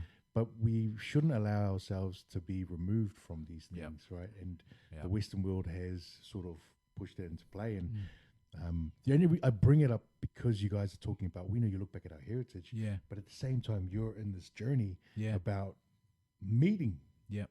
that spiritual side and Yeah. being able to embrace that. Yeah. Yeah. And how that is for you, it's important because your sons will be able to Yeah. learn the songs. Yep. And those songs are part and parcel of the spiritualness that, Oh, you know, that is. this is when I realized the connection of song is like prayer. You know, when you think of prayer, it's like a pesi. Yeah. Kamalalangi, whafkai me umala. It's like a song to our Creator. You know, the power of prayer, the power of giving thanks, forgiveness, and then realizing that these our indigenous people, which is all of us, because Mangakua, we're indigenous people of the Moana. It's just, you know, the foreigners have named us, you're a Pacifica, you're Micronesian, but Yeah. we're all children Yeah. of the Moana.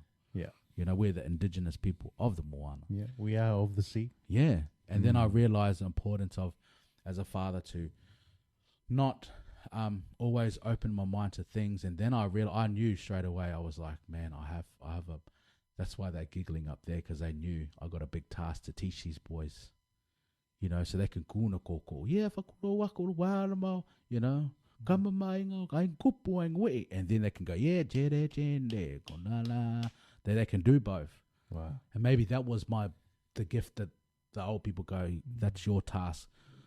Not just as an artist, but as a father, as the makai for our family, as a spiritual believer, and seeing the different things that I've witnessed in my career, from First Nations to here to my sons, to like, okay, like that's what I already know. My sons are going to be much stronger than me, like spiritually. I already know already. And since they were born, I was like, I have to like raise them right, you know. That's amazing. You know, and all that has translated into your art. Yeah, that you have my music, your music. Yeah, you know, and look, it's a clash of worlds. Let's be honest. It's a big clash of worlds. Like you know, with your track, the one that my wife is now a fan. Oh, like a big Fale Ali'i Mong Samoa. yeah, man. You know, When did that come out? They came out last year. last year? Eh? Yeah, I released 3 singles: Minoi, Positive Thinking, and Fale Ali'i Mong Samoa. And the last one was a tribute to my clan and my district, Fale Ali'i. Yeah. You know, because even I'm from Sapungawa, but I also got ties to Sakalo. You know, I got ties to Sasakele. You know, I got, you know, so it's like, and that's the, you know, Fale Ali'i Uma, Ioma, you know, that's the classic song, but I wanted to do it in a twist because as an artist, you know, you have to break the barriers. Yeah. You know, you got to think outside, you know, so for me, the love of electronic music and like, okay, I need to really, so 2017 was my last tour. As in, we did Hong Kong, all of Australia, New Zealand, Bali, and then I said goodbye to that nightclub scene type of thing, the drinking and all that stuff, because it wasn't there for me anymore. Was it hard? No. No. You asked my partner, I felt it, like when my son's, like when she was pregnant, I felt it then. I was like, I think my time is coming. Like the crowd, the joy of performing to people, it's not there anymore.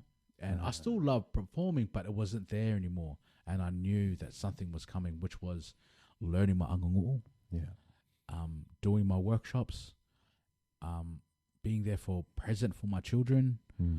And then that's when I realized that I had to learn as a kaiko'unga. You know, I had to learn the ngafa. You know, if anyone asks me, because I have heaps of people ask me, hey, whesa wai lo kaiko'unga? And then I say, yeah, well, usunga kaiko'unga e sau ya, you know, I had to learn it, you know. Yeah. You know, whesa o sau mai a kokasi. koiloma. That's where my koilomas comes in. First, my kaikuunga Ismaili. That's where my kaikuunga line. So I had to learn that because they test you, the old people. They go, hey, kekelelo ingoa first away, because they know that title's a big title. And how come I'm like New Zealand born, like did the Samoa, but not as strong as some other families that were like hardcore. Mine was just like here and there. So it was like, man, I want to honor this name. And I tell the boys, I said, man, these Matai names are like thousands of years old. We shouldn't take it lightly. You know what I mean? Like, these are ancient names of ancient people. And every time I go in the koko, I always ask, all the kaikuungas, from the very first kaikuunga, give me your strength so I can, osumana koko, and, and say it with power and passion, and kapenga. All my uncles say, always kapenga. But then that's when the world of music, because I still love the arts, so then the music released and the film clip, if you see the film clip, I got the boys who all tamalai, got the boys to jump in, and there's some footage of kangawai. Kangawai is a special ceremony of just for in Fale Ali'i, when a high chief passes away, or someone of importance of a title like the Maliakoa, the kangawai, which is the Fale Ali'i, they all dress in red. And they have all their guns, and they do the massive chant. So you'll see some footage of the old kangawai when Tupota Masese got his I think it's Kuyakua in 1985, and we saw some of our family members leading. So in the middle of that march is Kaikunga Koiloma. Wow. My lopa nevasa, yeah. Wow. So I see, and that's when I was finding out. And then I asked my grandfather, goes, it's a dangerous, because they have the axes, they have the weapons, and if in the old days, anyone who's there, they'll kipi them or funga them, because when the kangawai walks, it's like it's almost like an army. So that was another thing. I was like, what is that? So that's part of the film clip as well, because only pakingoia Fale Ali'i, the kangawai, where they wear the red bandanas or paint them up, and they have the guns and the machetes and axes, and they do their chant walking. And in the middle is Kaikong Koiloma. Wow. Yeah. So, and then I was like, and that's what I mean. When you start finding this stuff, pakingo ya oi, pakingo ya, your family, that you start staying up all night learning, and you ringing your dad, you're ringing your uncle, going, hey, what is this? How come? Please explain. Yeah, I want to know. Yeah, so, and then that's when the whole turn of, I want to write music that means a lot to me. Yeah. And that's why I left the tour, because I want to be an artist, not forced to perform, or not forced. I want to be an artist that when I know it feels right, I'm going to do it. Because then it becomes a job. Yes. Right? Exactly. When you are not having the fun, or the energy is not there for you. Yeah. Then it just becomes a job. And it's like, you're going to play every weekend. I'm like, nah. And even when, that released last year, and I won the award this year for the Queensland Music Awards. Wow. So my manager, who's now my ex-manager, he's one of my best friends. But I said, I don't need a manager anymore. He's like, are you going to go on tour? And I'm like, no. And he's like, okay. Because you think, okay, you win an award, let's get the momentum. And I said, no, because I don't want to be an artist like that. I want to be the artist that feels, okay, what's the next journey for me as an artist? The motivation to come from within rather than the pressure from without to move you. That's crazy good. So that's why when the theatre show came up, man, I had no idea about theatre. But Dr. Eve Klein, shout out to Dr. Eve, she's at UQ she's one of the representatives of Ableton, which is a music production. She's a lecturer. We did a workshop for Ableton, and she rang me like a month later. She goes, I wrote a script for a theatre show. Do you want to be a part of it? And I was on a treadmill. I was trying to keep it up, and I said, yeah, let's do it. And we basically got her script. We ripped it up, and we started again. And then I started writing my story. Yeah. Wow. Okay. Yeah. So it's like that. It's like one of those things where I want to be an artist where I can feel that pull, that power, that excitement. Not just an artist to go, yeah, let's. I want to do that. Like I said, the manager was like, let's tour, and I said no. He's like, okay, and we had the Triffid. I think not the Triffid. There was one festival They asked me this year, and I said no. A few shows, and I said no, because I didn't feel it. Yeah. And I said no. I think there's something else coming. But then that's when I did the festival, the That's the Ainga festival at South Bank at the Piazza, because I was like, no, let's do a festival at the Piazza. Yeah. That's gang. See, I can use that term now. I can use that term. That is gang. I've always been wanting to use that term with something that, for me, is like outright proper, right? I'm using it. So I'm going to use it also. I'm going to stick to that. It's gang. It just makes gang Leoki. See, algo for being out. Just saying. Gang leader. And I think that's my advice for any artist. You got to go with your heart. Yeah. Don't go, and if you're creative, don't do it for like, okay, I got shows, and if you don't feel it and there's no creative juice, don't do it. That's like songwriting. If you can't write, I got a mental block, have a break. Don't do it. Yeah. Don't write. Go live in the moment. Go for a bushwalk. Go with your family. Go ask your dad about the ngaffa. Go, and that's when I try to live by that as an artist. If I don't feel it, it's not meant to be. That's great advice. Yeah, because as an artist, you don't want to force that I don't know what it is, the blessing or the energy that flows when you're creative, when you write. Because when you write, you're in the flow, right? When you write and you just like, oh my gosh, this beat, I'm making this beat, I can feel it. That's when you're in a flow. You've tapped into that energy that just flows when you write. And when it's not there, that's when you know, okay, I need to have a break. And that's why I called it quits. I want to be an artist, and every artist out there should choose what they want to do, to bring the best art, whether it be theater, singing, drawing, painting, So for you, it's not quitting. It's just changing direction. Yeah, and just flowing. Flow with life, flow with the universe, flowing with the frequency. Is like you can feel that my frequency is low at the moment with this, like the club scene. I just didn't feel it anymore. The alcohol, everyone screaming and yelling and partying. It was fantastic in 2005. It was like, that's my jam. Put your hands up. That was the jam. Yeah. I was like, yes. But then as I started to grow as a human being, as Kitchener, as a father, and then as a kaikuunga, I realized my change of energy started to shift to give back. That's when the workshops, the researching, creating juices of theater. I'm like, okay, I've never done theater. Let's do it, and then releasing music that's all in Samoan.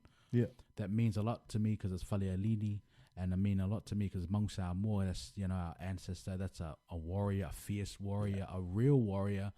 I want to acknowledge that. And whatever happens, it's out. And at least my spirit can feel free, that I've released it, I felt it, I wrote it, and I get to release it. All right, let's move to the next project. Yeah. Were there any mental lows? Yeah. Oh man, I get it all the time. and how did you navigate that? Like, I would imagine I'm thinking. Some of the thrust or the impetus behind searching for identity comes after having an episode mentally. Yeah. Like I would imagine that's where I normally go, that's where I normally realize, hey man, that's an identity issue. Yeah. I need to go down the route of discovering or getting familiar with what I need to identify with of who I am. Is it's preceded by who am I? Yeah. An existential crisis. Like, how did you deal with that? Like, did you have those moments, or look, how'd you go about it? I think everyone has those moments, and for me, I had those moments. Like I said, when I knew I was having a son, I knew this is true. I was in Hong Kong. It was about 2:00 in the morning. For some reason, the nightlife doesn't sleep in Hong Kong, so I was on the stage at like 3:00 in the morning. It was weird. So and all the shops in Hong Kong were open, like restaurants. And I was sitting there at 2:00 in the morning in the hotel room. My DJ, Chris, from Control Delete, he's like, yo, we're going to go have some pre-drinks. And I was so over it. I was like, what am I doing? Like, my wife's going to have a baby. And I'm in this mad hotel, and I don't want to be here. Wow. You know, and it's one of those moments. It's like, what am I doing? Everyone has their ups and downs. Even, you know, I have my moments where, you know, oh man, is this what I want to do? And I use the power of prayer, the power of one thing I was taught from Mama Kim Wheatley was nature, and I realized, being an earth sign, a Virgo, I'm earth, and it's so weird that I found like clarity and like calm in the forest. And one thing and this is only for me. So one thing Mama Kim told me, she goes, you know, if you're feeling lonely, and go talk to the tall people. And I said, who's that? Because in the Aboriginal, the tall people are like spirits. Like, she goes, the tall people are like the trees. They're the closest relatives to us. This is her teachings, the Anishinaabe people telling me, like a Samoan guy in the Anishinaabe bush. Yeah. Wow. And, you know, asking and I feel that. And sometimes when I'm low, you know, I go for a walk by myself. And I feel like every person has to learn to be comfortable within themselves. Yeah. Like learn that the silence is sometimes good, because that's when you hear that voice, whether it be the Holy Ghost, whether it be the old people saying, it's all right, my son. Or, you know, having, you know, because it's almost, you can think of the power of prayer and meditation. It's almost the same, because you're clearing your thoughts. You're asking for help, you know. And even listening to my story, I still get, you know, sometimes, you know, low. And even like art form, I'm like, man, I can't write the song, you know, what's going on? But like teaching my sons the power of nature, connecting with Mother Earth or our Heavenly Father or our ancestors. I taught my son the other day when we had a sort of a spirit person visit, and I had to teach him how to clear him away. We went for the bush down the road to the old gum trees, and I taught him, like, for me, I learnt that I love not talking, but like touching the old gum trees. And I always, for some reason, I always say grandfather, like it's a grandfather. So I want you to look at an old gum tree, and you look at it and just stay there. And for me, my energy always says, it's like an old grand. And I always touch it. And I told my son, you know, son, if you know, vai, so put your hand on the tree and say, give me your strength, old grandfather. Because those trees have been on this earth for thousands of years, and the energy connection to the earth, to the sky, to, you know, to the energy around us, whether it be the sun, oxygen, because they give us the oxygen, right? They take away the carbon that we, you know. Yeah. So for me, and this is, you know, some people go, man, this guy's weird. But I love that, because I discovered that's my healing, is the power of prayer. You know, my mum is hardcore Assembly of God. She always goes, have you said your prayer? And I said, Mum, I always say my prayer. Yeah. I grew up in Mamunga, you know. So I did seminary, I did the Bible studies. And, you know, I think all the churches are beautiful. You can't say this church is right, that church is wrong. You know, that's why I always acknowledge, you know, the Islam, Buddha, you know, Allah, you know, Jesus Christ. You would honor and respect other people's point of views of a greater being. Yeah. You know? So for me, trying to teach my sons, you know, and, you know, like I teach them to pray, you know, and it's all about teaching them to give thanks.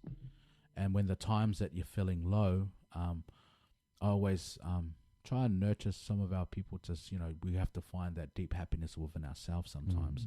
And sometimes the silence is the best thing, you know, to be comfortable. You know, you might be a person who likes to sit on the beach. Yeah. Go and do that. Because we are so bombarded with technology, we forgot the little things of putting your feet on the sand or on the earth and actually connecting our body. That's why the koko'o, you know, koko'o, how the ko, you put it in between your big toe, and it's like you put that because the mana connects from when you speak, goes to the earth. That's why. Wow, I did not know. Yeah, it's in the kushi that I read, or the mana, so it connects. So when you're on the different ngu'us, it's like it connects your power from your ngu'u to give you strength. So like makes sense. Yeah. You know, like when you have that stick, and why you pass those objects like the fue and the koko'o to like your kids. That's why I got mine and I started to use it, because my mana and my energy will be there when I leave. Yeah. And it's like that passes that power to them, you know. And then when you think about stamping it on the ground, on the earth, you know, obviously it's symbolic. You know, when you see it, it's like, oh yeah, Ole Pakai's gonna. But when you read and you research, and I just read this book about it, like when it connects on the earth, it's like that power of mana from the earth, from your ngu'u to the sticks. So then you're not afraid, you know. That's why when you talk, it's like koko and whangua. Whangua is also the word for like placenta, you know, placenta. Yeah. And whangua is also the word for land. And when our Samoan culture, you know, with the placenta, we bury our placenta. Yeah. You know, we all done, you know, our parents. And then you think the other word for koko is ele. Ele is what? Land. Is your land, the dirt. And whangua. So that's one of my other talks. I say, manga kua le upu. O le ngalo o le whangua. E ngā e kua le pepe, kulou Samoa. E ngā e whāngau le pepe. Kangu le whangua, lalo le whangua. See? Yeah. It's like the connection of the birth of creation of mother is called a whangua. And you bury it in the whangua. It's like it returns back to the earth. The other word for ele is koko, blood. And ele. And that was from another book that I read. So that's what I mean. Like ele is, eh? I remember my dad used to say that, use the term ele when I had a nosebleed. Yeah. He said a lot. But that reminds me, like, even in the Christian faith, the dust man, Adam, made from dust. Yeah, see? You know, breathed upon by God. But yeah, it makes sense. But even to your point about, I'm just visioning, like, being tethered to the land and even, what was I looking at recently? I know a lot of people I haven't spoken to in a long time probably go, man, Earth's gone weird. But earthing and the electrical charge that comes over your body when your feet are on the ground. Yes. How crazy is that? Like there's something I saw recently. I was like, wow, there is something to it. Like there needs to be an earthing of the body. Yeah. Just like with the earth cable in a wire, you know, it needs to be tethered to the ground. Like we are all in the same vein in need of that. Yeah. Well, for something to work, it needs to be earthed. Yeah. Who would have thought? Who would have thought? Like, of all the cables that looks like it's got nothing to do with anything. Yeah. You've got to attach that to. You need to earth it, to something, you know. And then you realize sometimes we need to take off our shoes to earth ourselves. You know, and then that's when I realized from the different teachings from Mama Kim Wheatley. Shout out to Mama Kim in Toronto. Shout out to all the elders that nurtured me and showed me different point of views of spirituality. You know, shout out to all the churches as well. You know, there's nothing wrong. I always still say my prayer. Like my mom goes, "Faile loku come." I said, "Yes, mom." I said, you know, but you know, navigating in different spaces, and it's a different time now. You know, where we can all learn different things from different cultures and realize how beautiful it all is. Yeah, you know, it all is beautiful. Yeah, you know, when you think about it, it's not like my one's right and your one's no, but when you look at all of them, they're all so beautiful. And then trying to nurture my boys to have that open mind, you know, teaching them, you know, how to, you know, if you feel that energy, that you know that oh, I shouldn't go in there. You know, you shouldn't go in there. Hey, you know when you know, like we call it sixth sense. It's again, there are so many things at play when we walk into a room. Like I'm not of the belief that something is limited to what I see. I think there are things that transcend your senses. And that you might not ever be able to explain. No, and that's you're right. And that's I think one of those things is like everyone's got it, but we're so we're almost like we're lost because we're so busy with work, so busy with we've got technology when we go watch the football, and you know I know, but it's like those little things. You know what I mean? And it's like, how did the old Romans did that to nurture or control the people? They built colosseums to keep them occupied. To say, let's watch this. Yeah. So this is I know. So we've been show them the clowns. Yeah, distract them. You got terrible TV. You know, there's some I love documentaries and so on, but there's some terrible TV, and you wonder, why do people watch this? Like it almost confuses the mind, and then that's when, from the teachings on the old people, and you know, Samoa's like that too. You know, when you do the umu and all that stuff, it's like a nurturing thing because you're connecting with the earth. You're using your hands. You're climbing the tree, you're lighting the fire, all that stuff. You're one with the earth. So you're like, you know, and then, you know, Samoa fale is, you know, always say, you know, Samoa iola, the alofa falo, and another one, they always say is, Samoa, mo'uma kokofi, lesi ng'u kaliola, you know, everything has already been kokofi. So like, a fale Samoa, like, mo'uma, the pau laonga, you know, so you don't just walk into a house, like a fale Samoa, like, no, there's the poles for the orators. Those are the poles for kumalo from the guests. Their orators sit there. Their high chief sits there. The other high chief sits there. So it's like uma kokofi, like kuongoa or the lumakuka, you know, the kitchen or kuongoa. They do the work there, and then it goes to the whaleo'o. Yeah. And then, and this is from when I was watching a podcast in Samoa. Loli, Susunga Loli, he's a Makai. Oh, I love listening to him. He's so... See, this is my wife laughs at me because I watch all the old Samoan like Makai. Just I love listening to it. But even he said, he goes, "O ka mā ngai Samoa, umal, you know, kungoa e o ele whare o esia ka penga I o me ai I le whale I o." You know, Loli? Man, no, I was watching a documentary on. He's a professor. Is this the same guy? No, he was talking about the pillars of a house. Yeah, yes, and I was like, I tuned in big time. Even though he was speaking Samoan, I was like, man.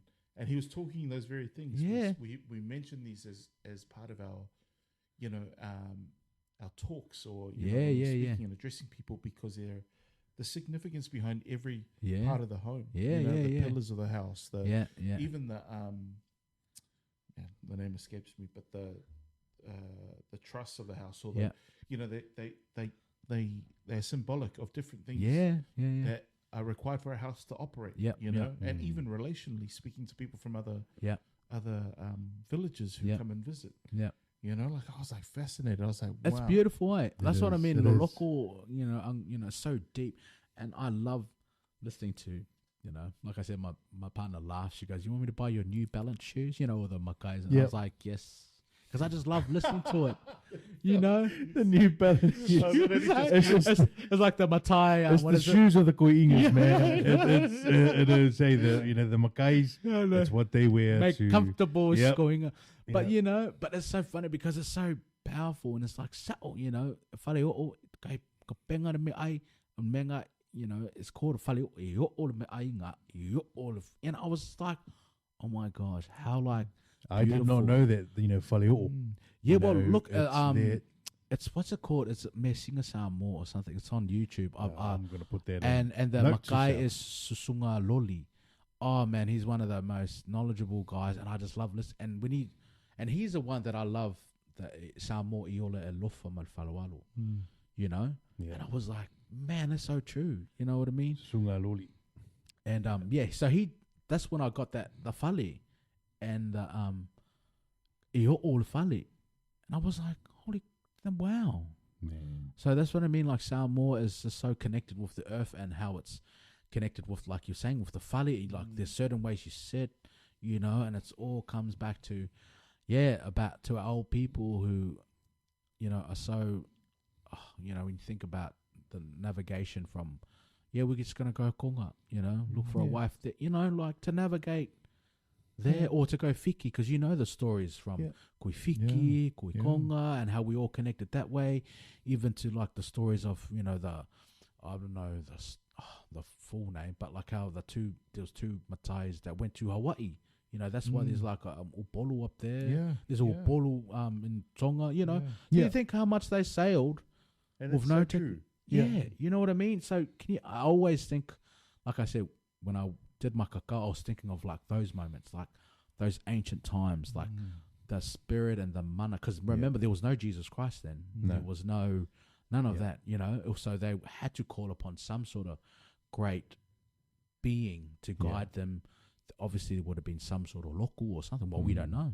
You know, we don't know. But to think that they navigated to Tonga like it's nothing, or Fiki like it's nothing. Even Hawaii. Yeah, I mean, like all the way up there. and then go, we're tired. We don't want to go back. We're just going to, this is going to be our Savai. Yeah, we're just gonna. Yeah, you know what I mean. And even have you seen that documentary of Tupai? Is it Tupai? No, it's Tupai. Hawaiian? No, the Tahitian The guy with navigator. Captain Cook. Yeah. And have you seen the footage of his map? No. And he calls Savai the father of the islands. Oh wow. Yeah. So look that up because it was on TikTok and it was on, and I watched, and some people I guess not curse him, but like hate on him because he actually showed Captain Cook where everything was. And some people call him as a visionary because he wanted to explore. But he said that it was like a normal thing. But he named Savai or Samoa like the father. Yeah. And I've heard and I've come across like, where a lot of them have taken it all started from Savai. Yeah. Savai. And there's still other islands that they've all called like, Hawaii. Yeah. And part of the whole lingo. Hawaii and all that stuff. And all sort of stuff. Yeah. But Savai. And that's where all the Larapita ended up first. And that's what I mean. Like, and even there was a TED talk on the Konga. I should send you that link. And he told about how the Mongua, being the oldest title, and how even when Konga came and took over, they didn't touch Mongua because it's Moku Sa. That's right. Yes. That's why, because it's the oldest, and they wouldn't touch it. Moku Sa, and even like Fiki knows Moku Sa, Konga knows Moku Sa, and if you vai Samoa like Upolu or the Moku Papa because of the Papa titles, Moku Ao because the Ao titles and Savai, Moku Salaya. Salaya, if I get this right, Salaya is like the other name for Taima, like as she moved there. Salaya and Moku Sa. So Moku Papa, Moku Ao, Moku Salaya, which is Kukuila, and then Moku Sa because it's a sacred land. Yeah. So even that, everyone debates. No, Tonga was first. We don't know. That's crazy. But listening to some of the old people from saying that Mongua, and even my mom and my stepfather, for Mai Paipule, he taught me a lot, and he goes, that's why Mokusa is like, there's a lot of equals there. Like you will talk to someone and it's an equal, and you don't even know.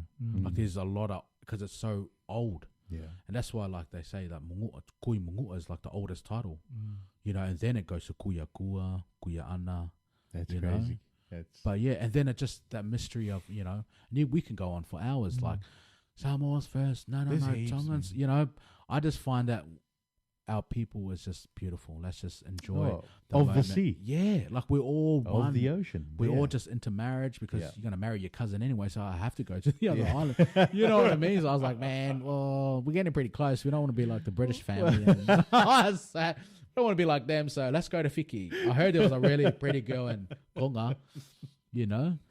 Took it too close. Let's keep going up. Or Tui Rarotonga. I heard there was like a Rarotonga king, and let's go there. There's there's an actual Kiribati profile. There's a profile on TikTok that delve into archaeology Samoa. Yeah, man, fascinating. These guys they live in Samoa, but they'll go to different places. Yeah. So I learned that there was a wall in Samoa that divided the land, like almost a great wall. Really? That existed, yeah. What TikTok's that one? I need to find that. Man, I've got to find it. I know the first thing comes to mind is Savai boys, but I think that's now I'm going to have to write that down. Yeah, we Another need to note write to self. Have a look. Wall in Samoa. Yeah. It's archaeology Samoa or archaeologists or they basically they go into the bush. Yeah, basically the jungle. Yeah, and they have these discoveries where they discovered pyramids. Well, you think about pyramids that. In Samoa. Wait, all really? this, yeah, like the one in Savai, like the big Star Mountains. Yeah, the Star, Star Rocks or and there was really, and go on. I gotta send you the link when they did Tupua Tamasese did that research, and they brought all the elders from New Zealand and all that, and they did that massive ceremony of that big pyramid mound in Savai. There's footage of the whole ceremony. I should send it to you. Yeah. It's on YouTube. Crazy, yeah. So, and then we really don't know why. And there's like the still, because they've got, what is it called? Not radar. What's that new technology that got that they use for, and they can like disappear over the forest. And that's how they're discovering. Yeah, like a satellite hits. I forgot what's it called. Yeah, it hits the light and it cuts all the trees. All the trees out, yeah. And you can see the different. And there's like thousands of like star mounts. So, but even if you go to Google Earth, right? So these are pictures from space. Yeah. If you have a look at the lay of the ocean, you'll see pyramid figures like spread across that's crazy, the bottom of the ocean. Like it basically sits to the shape of what's underneath. Wow. There was a whole talk about it. How we think of pyramids, we think of Egypt and Cairo. Yeah. But there are a lot more pyramid structures closer to us than we actually think. Well, there was life before the Ice Age. Well, that's what I mean. And we still don't, like, I know this is a story about Angangu, but, we could go down massive rabbit hole. It's a rabbit hole. Maybe the next one is a rabbit hole about but sacred geometry and all that. Like how the pyramids were made, and then talk about how we navigated with the stuff. And like, we could go on forever. But I love it, though. This is I love. Yeah. I mean, we've gone 2 hours and 15 minutes. Have we? Yeah. Oh, wow. And like, I didn't even see. We've only like hit probably a third of where we want to go. So I really want to probably make some time to come back later. Yeah. We could do a part two. Yeah, man. Did you enjoy it though? I feel like I've carried on or something. Nah, but that's what we're wanting. Oh, okay. And I think because the value for the listener is that they, can see it's not far fetched to be able to find out where it is, like our roots and Yeah. But also it's not like because I used to think for a long time that being a first generation Kiwi would rather be seen and not heard. But there are, and I think one of the thoughts that come to mind is that we're running out of elders.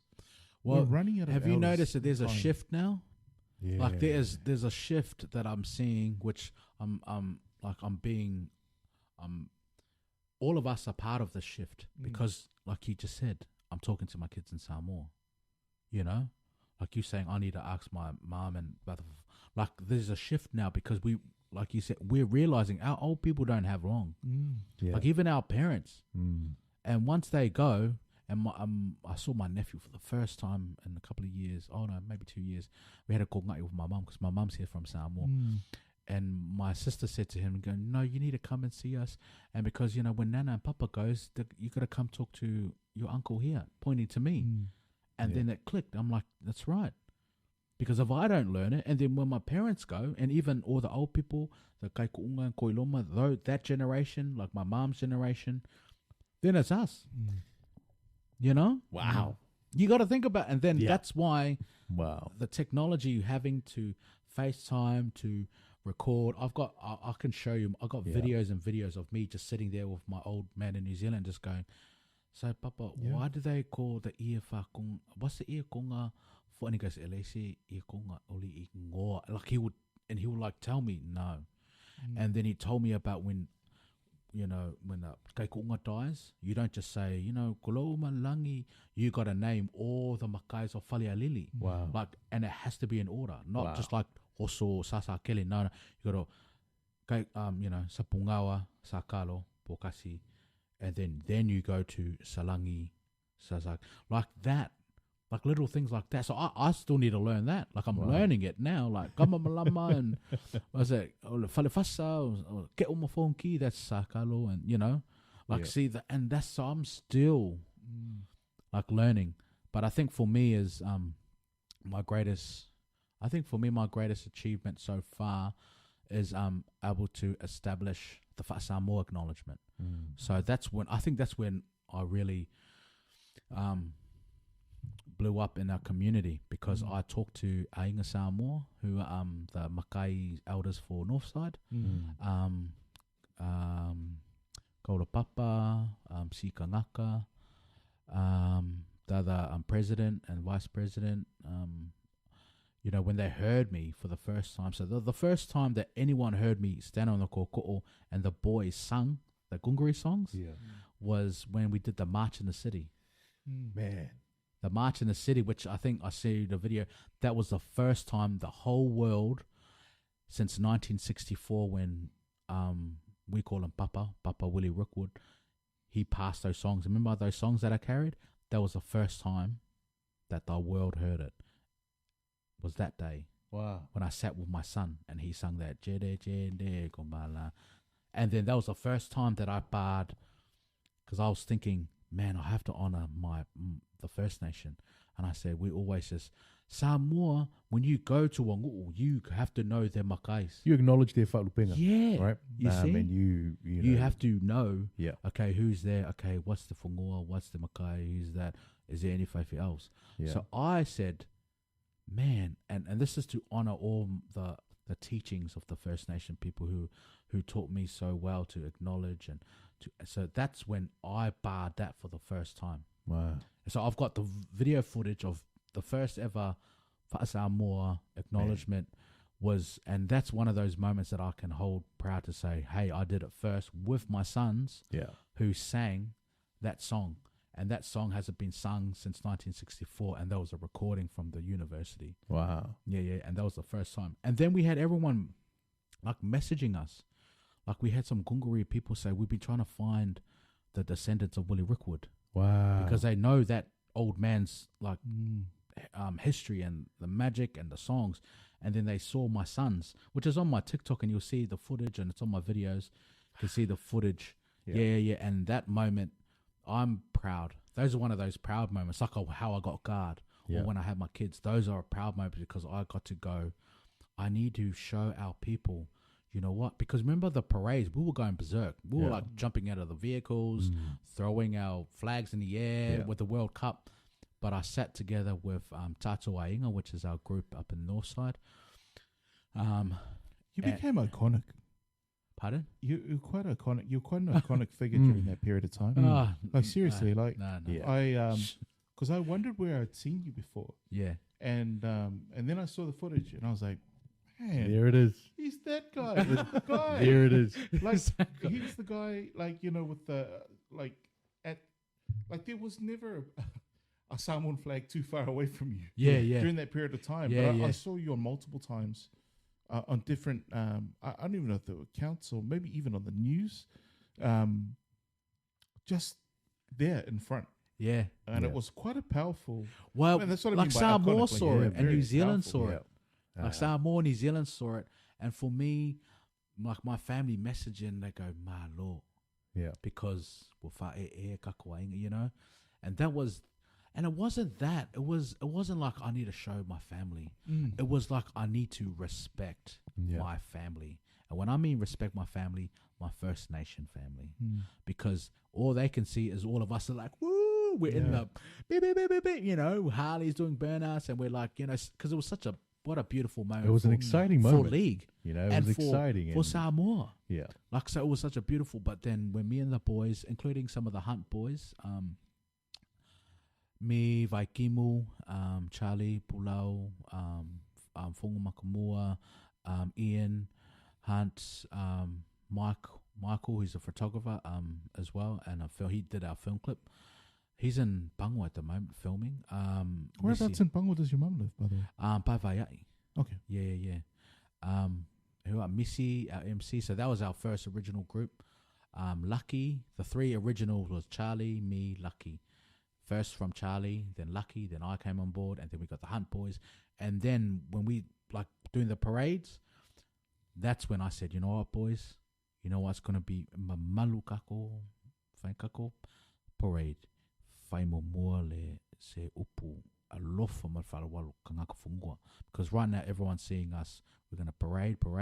But what if I walk out with my sons painted up and I do... Because I was like, I'm going to do an acknowledgement, but a makai acknowledgement. You know, that's why you hear that.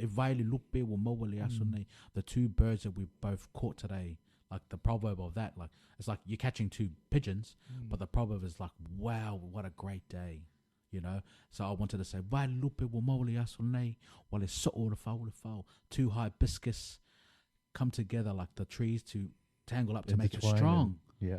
You know, and I said Vailelupe or sort of because the two bloodlines, my children's bloodline of First Nation and Samoa And I said all that because I was like, you know, I want to honor them how I would honor Makai, like looking over, you know, if we're coming together, you know, and we honor them with their whailupenga, langi them, put them up high, or was, you know, feel mailo fionga, you know, honor them. Yeah. So I was like, I have to. And when I talked to the boys, I said, all right, let's do this parade, let's do it. But lo kala ya oko e faisi upu momua ya ka ngaka whungoa. Yeah.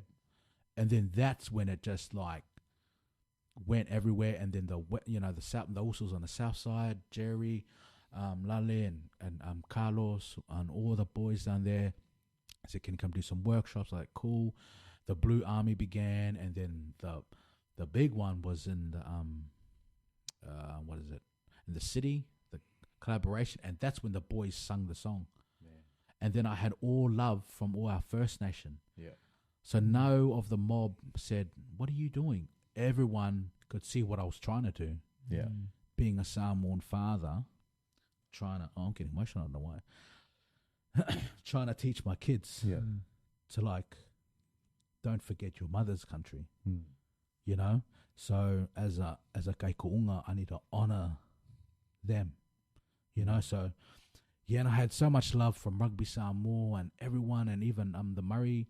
I did one this year. Was it this year? Yeah, I think it was this year. They did Rugby Samoa, and I was last year. Rugby Samoa versus the Murray Carnival.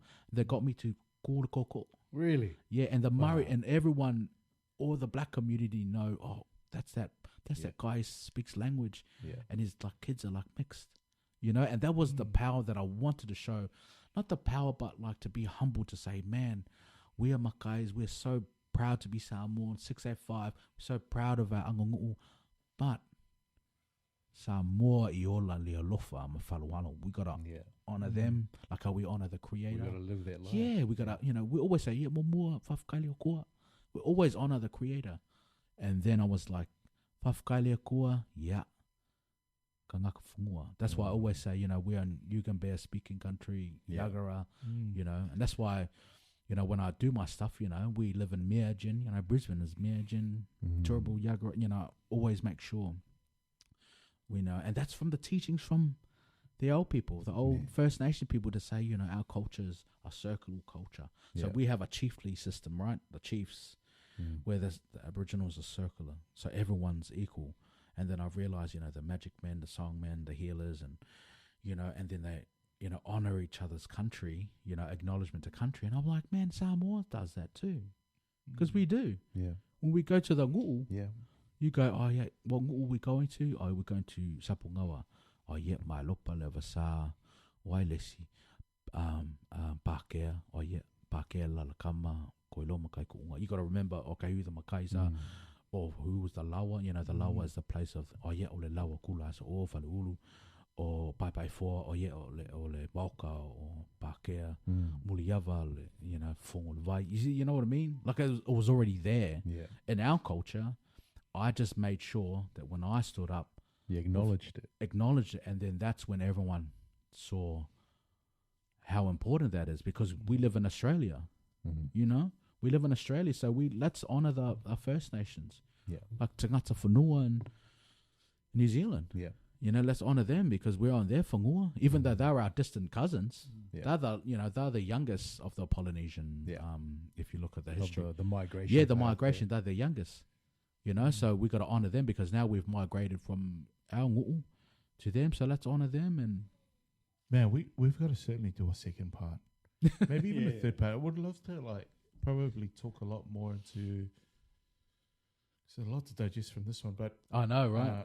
I'll probably listen to a couple of times over to sort of capture the gravity of what we talked about. But I'd love to get into the creative space. You know, like even some of the things, like rather than stopping and going back to the music, say for instance, and the power of music. Yeah, like I even heard this, and I absolutely agree. Like music's one of the only things you don't need to give permission to enter your soul. Yeah, like it just does it. Yeah, like, and you know it from a catchy tune. I was like, when someone said that to me, I was like, I remember, you know, at work, making a coffee on one of my breaks and humming Bob the Builder. and one of the dads, like this is probably really poor Yes, example. you can. Oh, he walked past me. Yes, you can. Yeah, I can just And we picture had a it. dad moment because it was my first. This is years ago, 20 years ago. We looked at each other like I was like, oh man, it's tough, isn't it? The lack of sleep. But yeah, I'd love to like do a creative side of things. Yeah. Because I feel like we're just not giving it justice with them. But you see how 2.5 hours. powerful it's like 9:30. Yeah. For all our listeners and those who will listen, this is the power of great conversation. That time. Yeah. Hey, you know when you and that's the same. This is what you call a flow. Yeah. We've just been, and it's been like it feels like we've been here for like 5 minutes. Yeah, it's just we just started. Yeah, to unpack different mysteries of what it means, spirituality, culture, arts, fathers, first generation Samoans. Yeah. What is it going to be like when we're grandfathers? You know, It's crazy. No, look, if the listeners want me to come back on, I'll be honored to come back on. We can talk about the arts, and where we can go is I think there'll be a lot of young people, especially in what I've seen, especially around this area in Logan. Oh, that would like to hear of like ways to, I guess, redeem is probably not the word, but like ways to sort of reconcile who they are, and their dreams. You know, like you sort of have with where you're going and what you now understand. Yeah. I just think a lot of, and these are just some thoughts I've had while you were speaking. Like, I wish I had this insight when I was younger. I think had all this of us. desire. You know, how funny is it? Like we talk about how we're dragged along to a whālawe or a funeral or a wedding, and our first instance where we get to listen to someone or an orator speak, and we want to leave. But it's we true. sort of gap it. Yeah. It's like, hey, did you bring the ciggies? Yeah. But that's it, right? Yeah. Like, we've all, experienced that moment where we're like, oh, there goes Uncle standing up. It's like, oh, here we go. Oh, shut off again. I know, and you feel like they're yelling. I'm like, man, what are they arguing for? It's like, and you're they're piling your getting friends who you've married. Why are invited. they raising their voices? Sorry, this is what they just do. Like, you're making every excuse to your piling your friends who've been to the wedding. Oh, look, it's just part of the. What is it saying? Why is all the money in the what are those big mats? Oh, don't worry about it. Was he dancing? It's just gonna be. Yeah, I know. But you know what's crazy? What's crazy? Just on a side note, what's crazy now is like you look back at it and you go, we made excuses for things that happened instead of because we were ignorant. Ignorance was bliss, right? And sometimes ignorance can be a hindrance, or a lot of times. But we found ourselves making excuses as to why things were happening instead of this is the reason things are happening. And when they say when they go, the envelopes, what they call far for instead of going, back in the days, like, oh man, we're just giving away money for nothing. Yeah. But now that we know, and I think our kids need to know, or the next generation needs to know, is that that gift, the purpose of that envelope is there's a meaning behind that part. Yeah. There's a meaning behind why there's a note in the bottle, and and they're bringing it across. There's a meaning behind why they're getting up and whatnot. Yeah. And I think we were conditioned by the Western world, but we weren't really. It was just our own little ignorance. It was we made excuses, so then we felt better about what was going on because we didn't fully understand. Well, it's like that. Like the funeral. When your parents go, walkie schooling or walk, and then you're like, no, who died now? Like, you know what I mean? Because it's like, okay, we're gonna give money, but then when you think about it, it's like we've had a GoFundMe since the last couple of generations, which is all right because now when funeral costs add up, it's expensive. Yeah. And Palangi people, they just go on their own and do it, and now we've got GoFundMe. It's like Samoa and our culture has had that GoFundMe for thousands of years because when someone passes away, bring up all the makais. Okay, let's all come together. Hey, whaikako pese, maile ia konga. That's like we go into this GoFundMe style of and when you think about it, I'm like, man, why do we always got to give money? But it's just like, wow, how beautiful our culture is that when someone passes away, we all band together as a family to go, let's go and show them our love. Why we're gifting you this, because it's such a, a sad occasion for our family. We are all going to gift you with, we don't have a lot, but this is what we can contribute. This is what we can contribute. Yeah, contribute. And that's, the iokongas and all that stuff. And that's what I mean when I saw my grandfather's funeral, I saw that plus more, all the different makais of the ngu'u. Even though I saw that there was 300 boxes of pisopo and all, all of that stuff. I was like, man, that's a lot of things. But then you kill the ngu'u, then you kill kalesia, absolutely, kill the other family, and then you're like, man, it's just like, what a beautiful culture that we have. That it's like when someone passes away, or someone's in need, or even a ceremony like the 21st or the wedding, or getting card. Like it's just this automatic come together of unity and family, and let's be there for them. Yeah, and then I realized, wow. So now I get it. Even though I'm like, okay, let's ring up siblings. Because I remember my older brother was like, nah. But now it's so fun. I'm like, Chris walking. He's like, all right, I'll send you. And like my old people saying, don't send me so you're broke. Yeah, send me what you can. Yeah. And that's all. Yeah, and that's another conversation. And that's Some another people can't say conversation. no. Yeah, I know. And I think we need to make room for that. Sort of that's conversation. another conversation. And I think it's important that we do actually sit down and have that conversation. Yeah. Because there's a lot of our younger ones, even those of our generation, that still hold. Well, actually, not the younger ones. A lot of our generation that still hold grievance. Yeah. Yeah, because it's bitterness and resentment and there's animosity. resentment. Yeah. So I think if we have a conversation regarding that, Yeah. so then we can open up a few more things for everyone to see. Yeah. Then there'll be a little bit more than just the surface. Oh, we have to give money. Yeah. Because there's a lot more to it. Yeah, that's right. There's a lot more to it. So I can't wait for that next conversation. Yeah, we're gonna And then have. the natural gifts of, the natural gifts of animosity and resentment and bitterness. They're the natural gifts of ignorance. Yeah. Like when you're informed, Yeah. there's no need to be resentful. No. Or, Yeah. Yeah. This is part of, and I guess, Yeah. yeah, there's a lot. There's a lot Yeah. that can be said. And that's what I mean. What is it like? It's just changed because now we use money. That's all. Yeah, it's changed to money. Money, Yeah. cans back of in the day. drink, wine, Yeah. favela. They come with favela pai. What is it? Violo. Violo's like the drink. All that stuff. But then it's like because we live in a different world now. It's like we have to move with the time. Yeah, and the I guess currency's different. yeah, you're right. And I think that's another good conversation because my grandmother always say, just send me what you can. Don't go and get a loan and like make your family starve. It's what you can. And And that's just touching on the yeah. That's a big world. Yeah. Again, like we have trouble saying no. I think as a people, we just have trouble saying no. Yeah. It's like our biggest weakness is that we can't say no. No. Like, and not a no, I don't care. Like we look at disagreement as dishonor. It's like, no, I can't. Like, I just can't. That's not where I am at this moment, and I can't help out. I'd love to, and maybe I can offer my time rather than. But yeah, we've got oldies promising the world.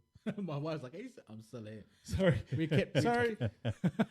Sorry, we're just closing up shop very shortly. I'll call you after. Yeah. Oh, wait. This is what happens when you flow with conversation. I'll call you after. We'll still, love you, fat. Oh, is it trouble? Is it trouble? Say thank you to your wife for. Yeah, thank you. Shout out to the wife. Shout out to the wife. Thank you. you. And your wives too, and your time. families, Have time with your husband. Yeah. It's been amazing. It has been amazing. Encouraging. Encouraging. No, thank you. No, thank you for having me, and thanks to Chang, It's also Chang. Man, Uzo. Chang. Yeah. Honestly. That blues blood. Yeah, blue blood. No, don't even go there. Yeah, that blues blood. Yeah. Blue Shout out Samoa, Uzo. Blue New Shout South out Wales. 2 heads, 3 eyes. Yeah, that's it, man. Like, no, we would love to have you come back and just, I guess, have those conversations because there's a lot of stuff in between. Yeah, I'm just like, for the sake of just letting you tell, I was like, man, should I say? Because I don't want to, you're in a flow. Like, I just want to listen. But there's a lot of flags that have been raised as you're talking. Yeah, man. And I would hazard a guess like the same as for young people. Like my heart's for young people who might be watching this, or even I put myself in the shoes of my kids who might, like watch this and go, "Oh man, that man had a lot of things to say. What does it mean? Like what are the intricacies behind all of these, all these traditions and rituals? And, like they sound beautiful, but where's my part in it? How do I stand in it? And how do I put my fingers in it? And of course your music and all of these other stuff, man. It's not a number one in Poland. Number one in Poland. I know that's my last before I go, the last song that I ever made, you can look it up, it's Taito featuring Kitch, which is called I think it's called Whiskey. Is it Tennessee Whiskey? I should find it, send it to you. That was my last song. That was 2017. It's Taito featuring Kitch. And it's a Poland song. It got like 1.7 million views. And it's a song that I wrote about whiskey.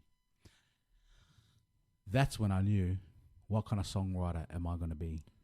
Because I'm writing something that I don't even drink. I'm encouraging people to drink. And this is not who I am. That's when I knew as a songwriter. Like you feel like you've missed that mark. Yeah, I'm just like, what am I doing? Can we use some of your songs? Yeah. Do you own the rights? Like, Yeah. Would love to, like, Yeah. Pass it. Play it. But I'll see if I can. Yeah, if you can find it, I'll find it as well. And that was like the history for me. Was that's a big moment. To sit there and then go, I don't even like. It's called Why JD. am I? Hold on, I found it. How shame.